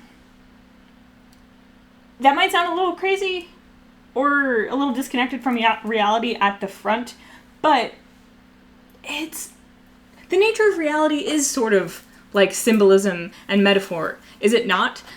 Especially if we are open to the concept of this reality being sort of a physical representation of underlying energies.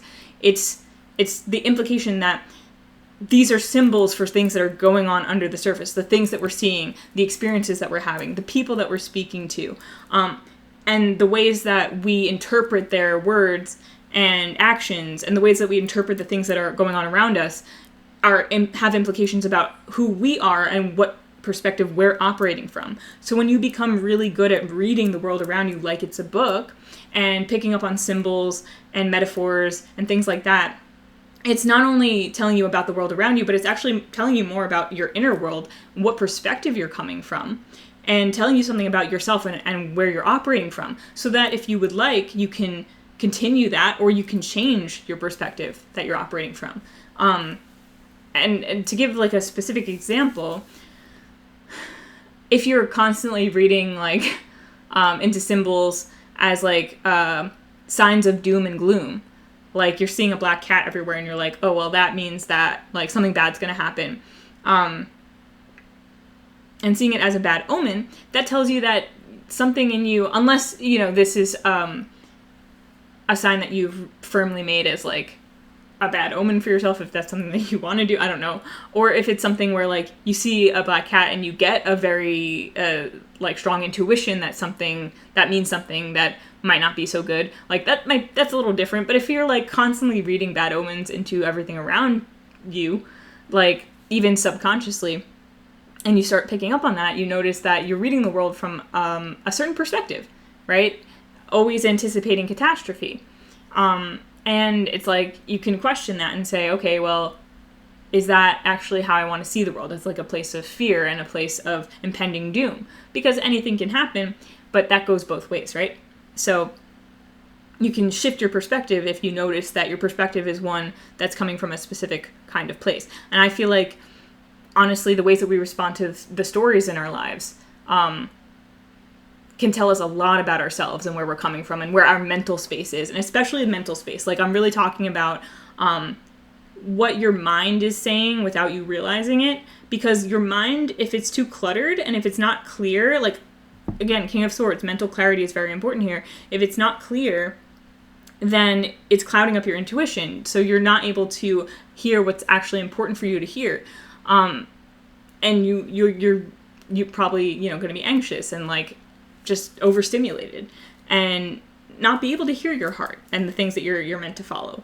Which there's a lot of wands here. I feel like the balance of mind and heart is very important. Passion, you know, whatever you're passionate about, whatever strikes your creative fancy.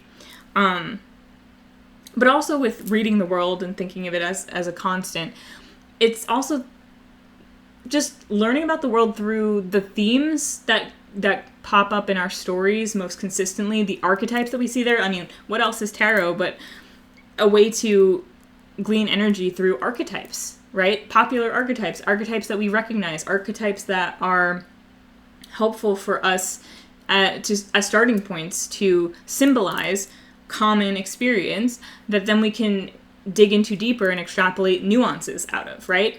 And so being really good at reading and storytelling, and also seeing the similarities between all the different stories that you're drawn to. For example, like what kinds of stories really draw you in? What kinds of characters? What kinds of archetypes? What kinds of like story beats and stuff like that? Like whether you're talking about fictional stories or nonfiction stories, or stories that other people are telling about other people, like even gossip and stuff like that. Like what kinds of stories, because everything is story, what kinds of stories feed you? What kinds of stories are you taking in most consistently?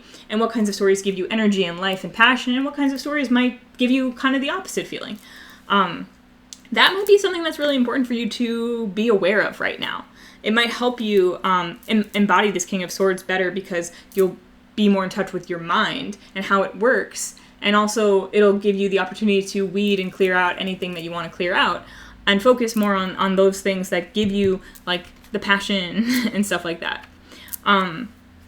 Interesting. I guess it makes sense that with the Hierophant and like a teacher vibe coming through, that we would talk a bit about reading and stories, and maybe there's an English teacher or two here. And then we have this card. And this says, I think I just want someone to tell me how to live my life, Father, because so far I think I've been getting it wrong. And this is from Fleabag.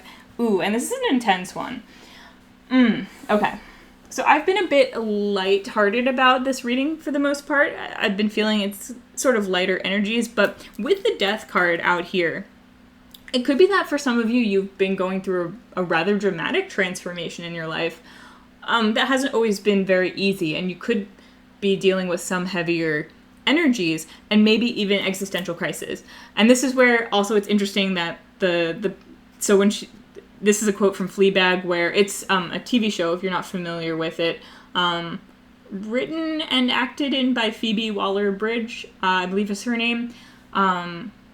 Same person who did Killing Eve. And it's wonderful. It's about basically like a woman in her late 20s, early 30s who's going through her own sort of existential crisis, and it deals with grief and loss, but also it's very funny, a lot of dark humor. It's very British. It's fun. But also, you know, it kind of deeply emotional in some ways. And in the second season, this is her talking to a priest, and talking, and she's getting emotional. She has this kind of moment where she's just pleading with him to tell her what to do, because she feels like she's living her life wrong, like she keeps getting it wrong. Again, maybe this person is a religious leader of some kind, or has a position in a religious institution, or is religious in some way. Like Catholicism definitely coming through strongly, but any kind of Christianity, but anything really, could be anything, any kind of religion or faith. But either way, maybe for some of you, you're having a bit of an existential crisis, and you're having a little bit of trouble figuring out your path, figuring out your passion.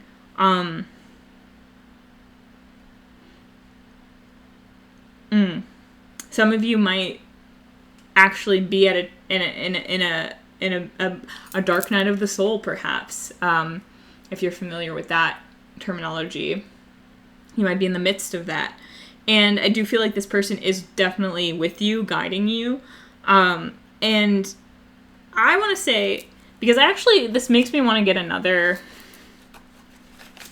quote card if they have another thing to say to you. But I feel like they want to reassure you that you're not getting it wrong, because nothing in these cards, in fact, everything in these cards has been extremely encouraging in terms of you being on the right path. Like, you're exactly where you need to be. Even if where you need to be right now is a little bit, doesn't feel like it doesn't feel that great, you know?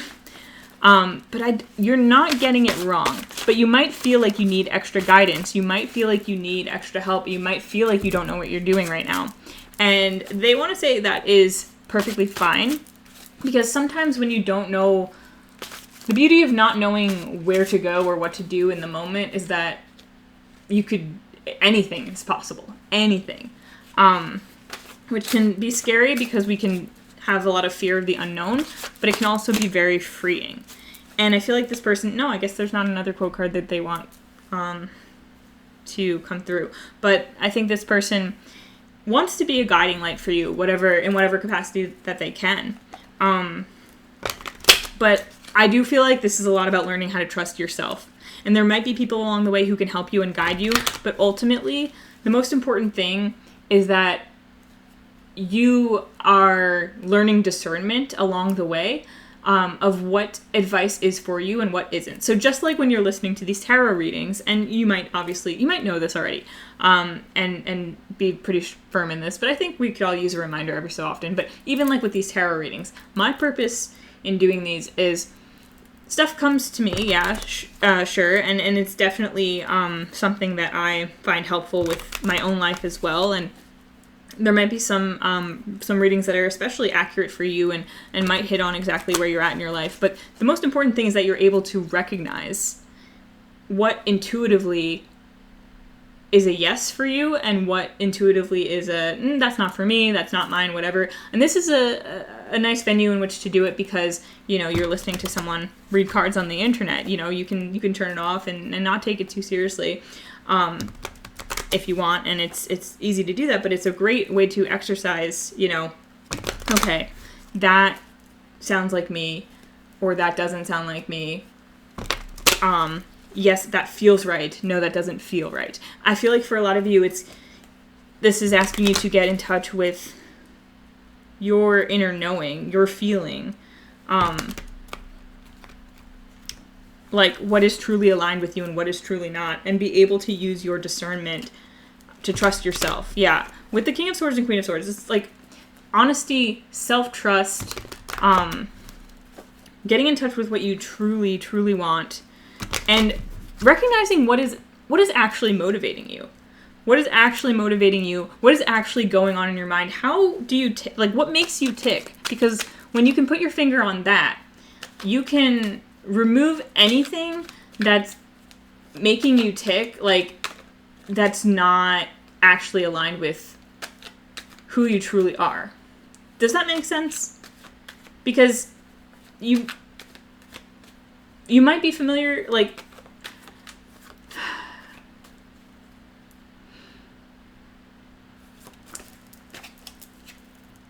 I want to say this because,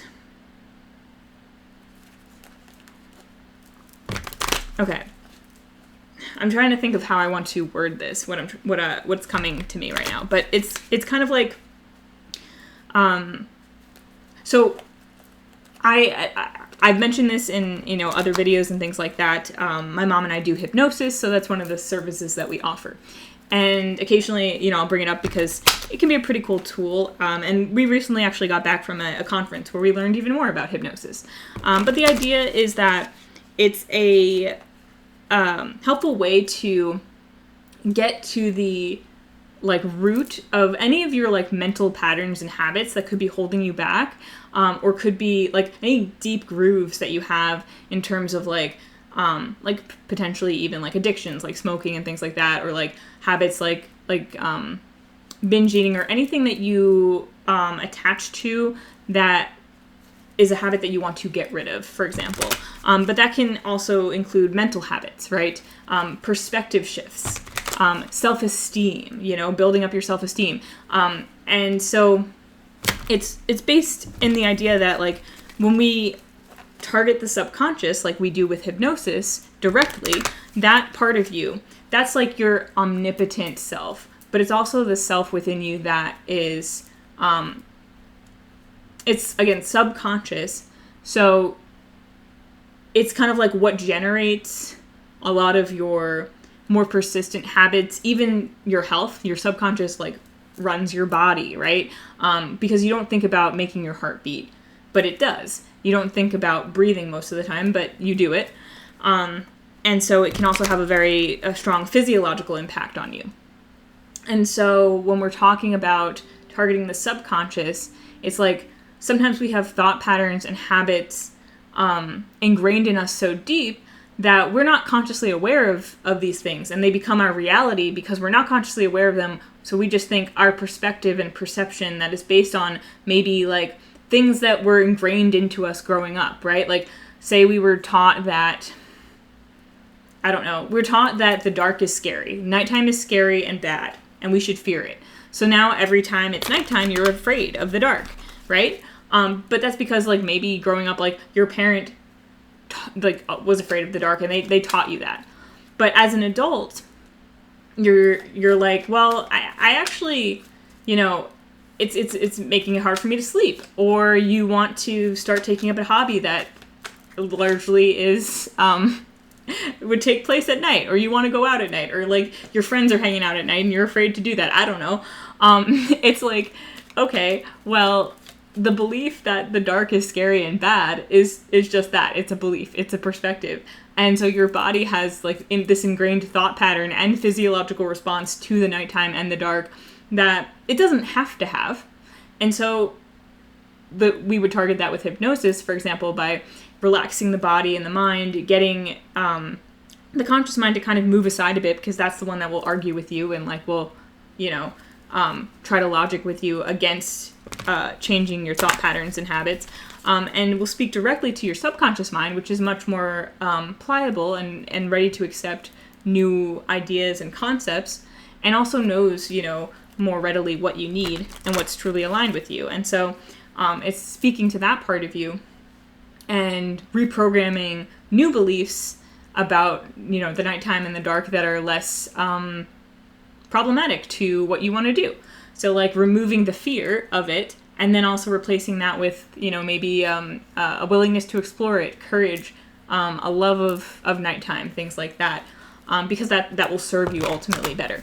So I hope that wasn't too weird of an example, but that's the benefit, basically, of knowing, like, why you think the way that you think and where those thoughts come from. Because if you realize that the thoughts that you have that are potentially causing fear within you, causing maybe self-hatred, causing judgment or criticism of yourself, that might be holding you back from actually truly doing what you want. If you realize those are coming from a place of other people's fears and thoughts that they've, you know, that you've taken in from your parents or from society that are just not helping you on your path to what you want to do, you can, once you recognize that that's even there, you can start to give yourself different feedback.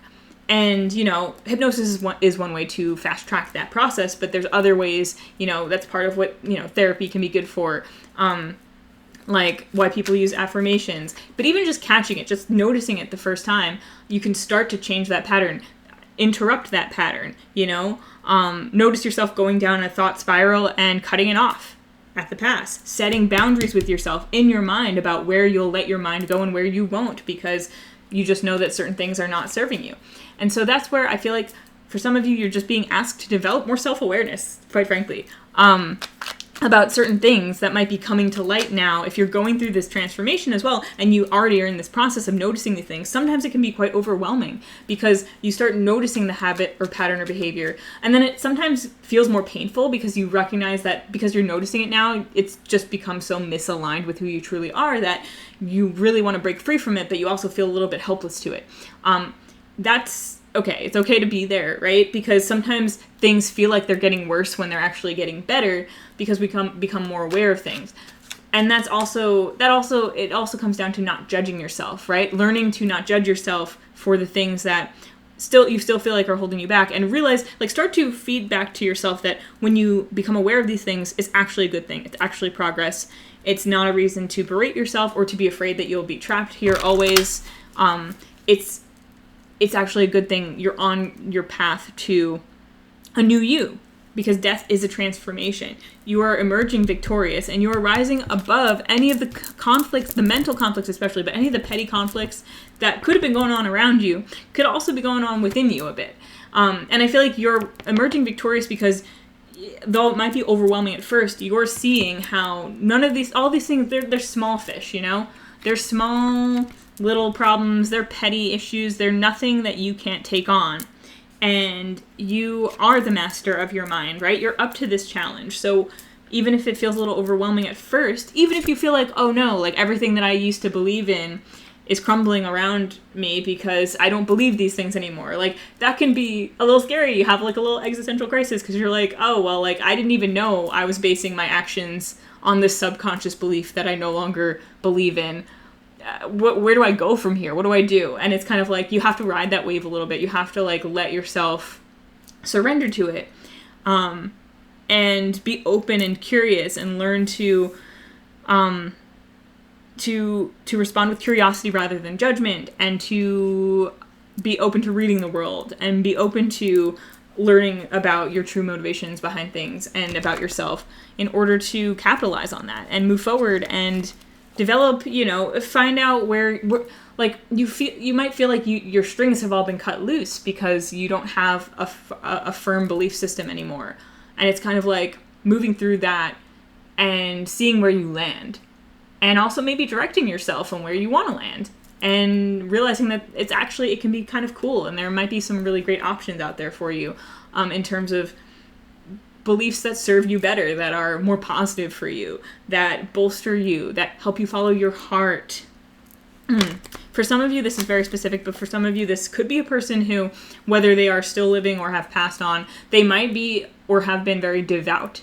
And maybe they weren't actually, maybe they're someone who actually instilled in you some more traditionalist beliefs, and they might still hold those in their every day-to-day life if they're still around, but there's a soul part of them that's coming through to you that's telling you that it's okay if you want to break free from that.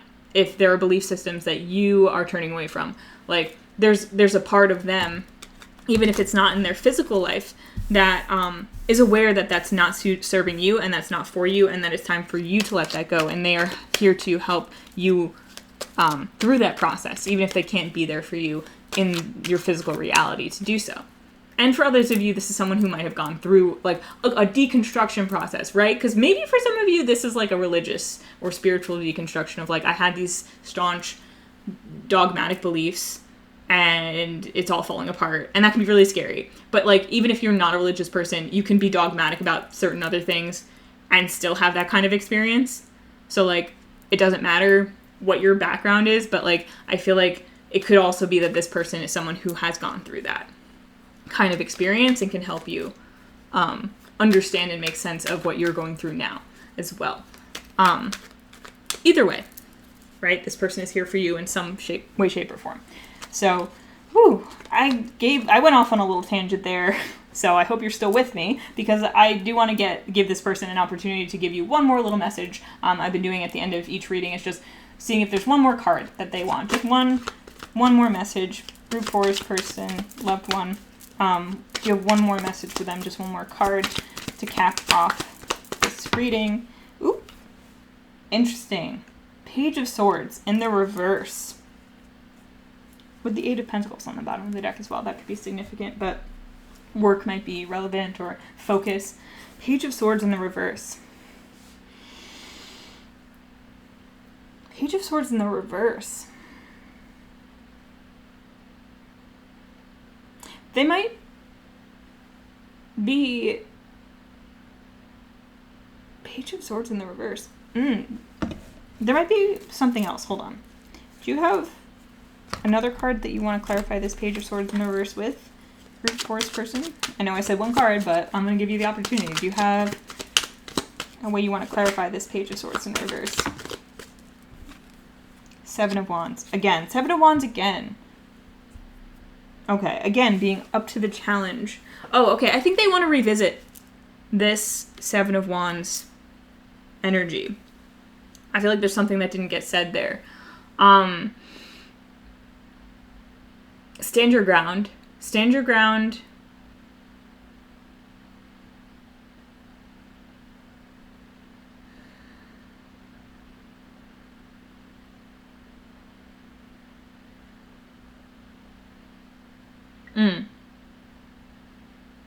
Okay. Oh, beginner mindset. That just came up. So, I feel like with this Page of Swords in reverse, for some of you, you might be beginning a new process of introspection and inner reflection. You might be new to the process of introspection in some area. You know, maybe not entirely, but maybe in some introspection you're reaching a new level of introspection or something like that, or you're beginning a new journey of introspection. I feel like whatever it is, you're being asked to have a beginner's mindset about it, to be open-minded and to go into it acknowledging that you are a beginner in some way. Like, be open to what you might find. Yeah, there's like maybe a journey of self-reflection that you're starting.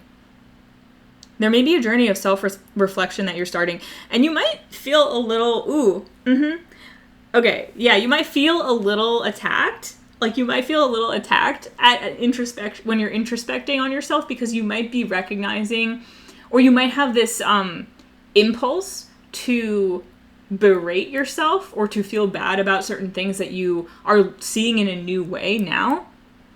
And this is saying stand your ground. There's nothing wrong with taking on a new perspective. There's nothing wrong with reassessing yourself and coming to new conclusions that you didn't have before. And in fact, this is an important part of your journey, and this is exactly where you're meant to be and who you're meant to be, and what you're meant to be doing right now. And this is seven might be important.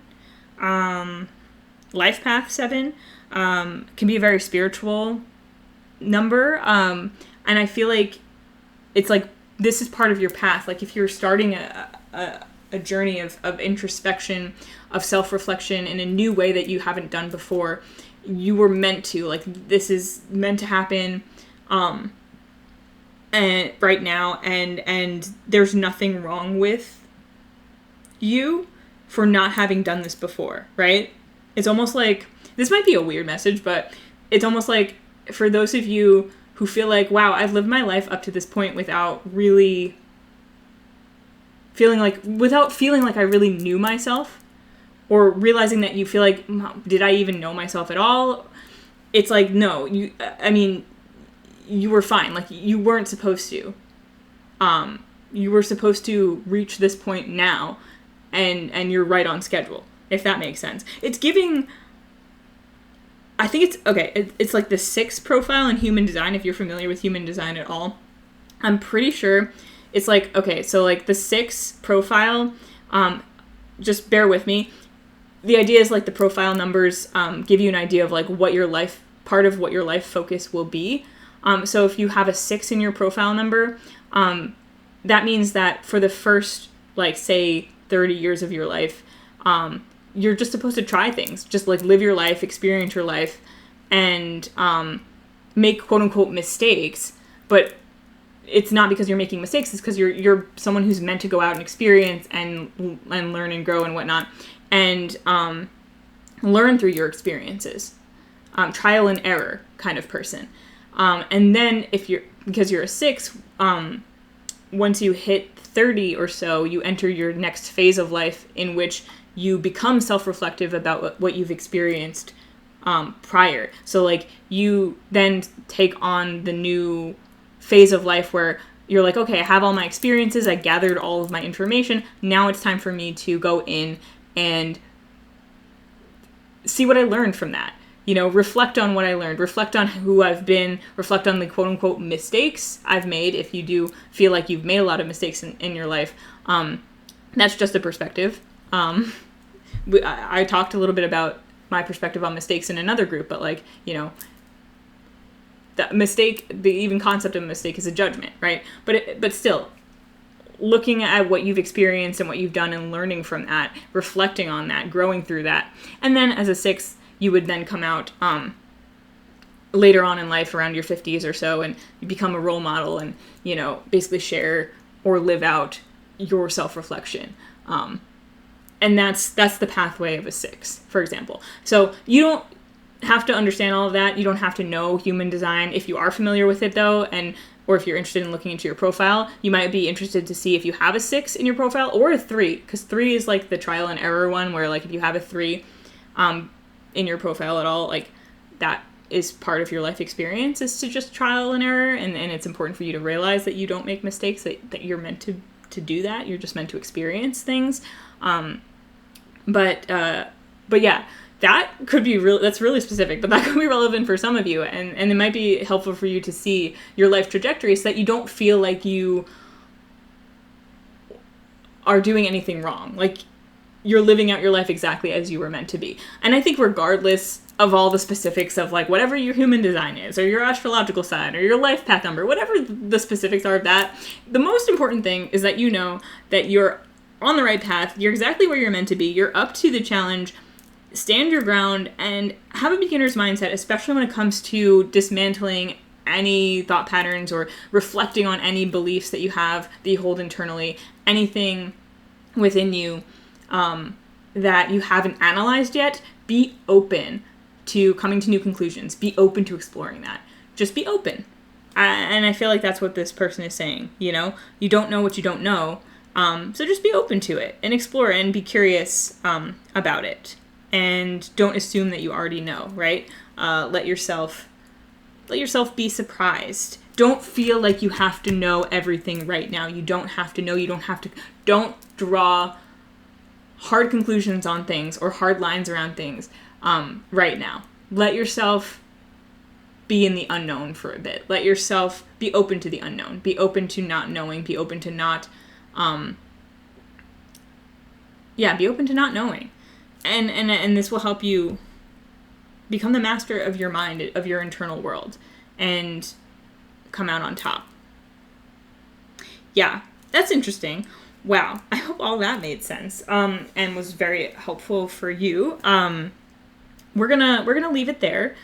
But thank you for listening, watching. Thank you to your loved one here who came through with messages. Thank you for thank your guides. Thank my guides. Thank Archangel Gabriel for being here. Yeah, very interesting stuff. If you're interested in any of our services, I'll link our website in the description. We do offer tarot, hypnosis, and human design services. And also, please like, comment, and subscribe if you enjoyed this, and if you would like to. That would be really helpful for us. And I hope you enjoyed this. Have a wonderful day, and I will see you in another reading again sometime very soon.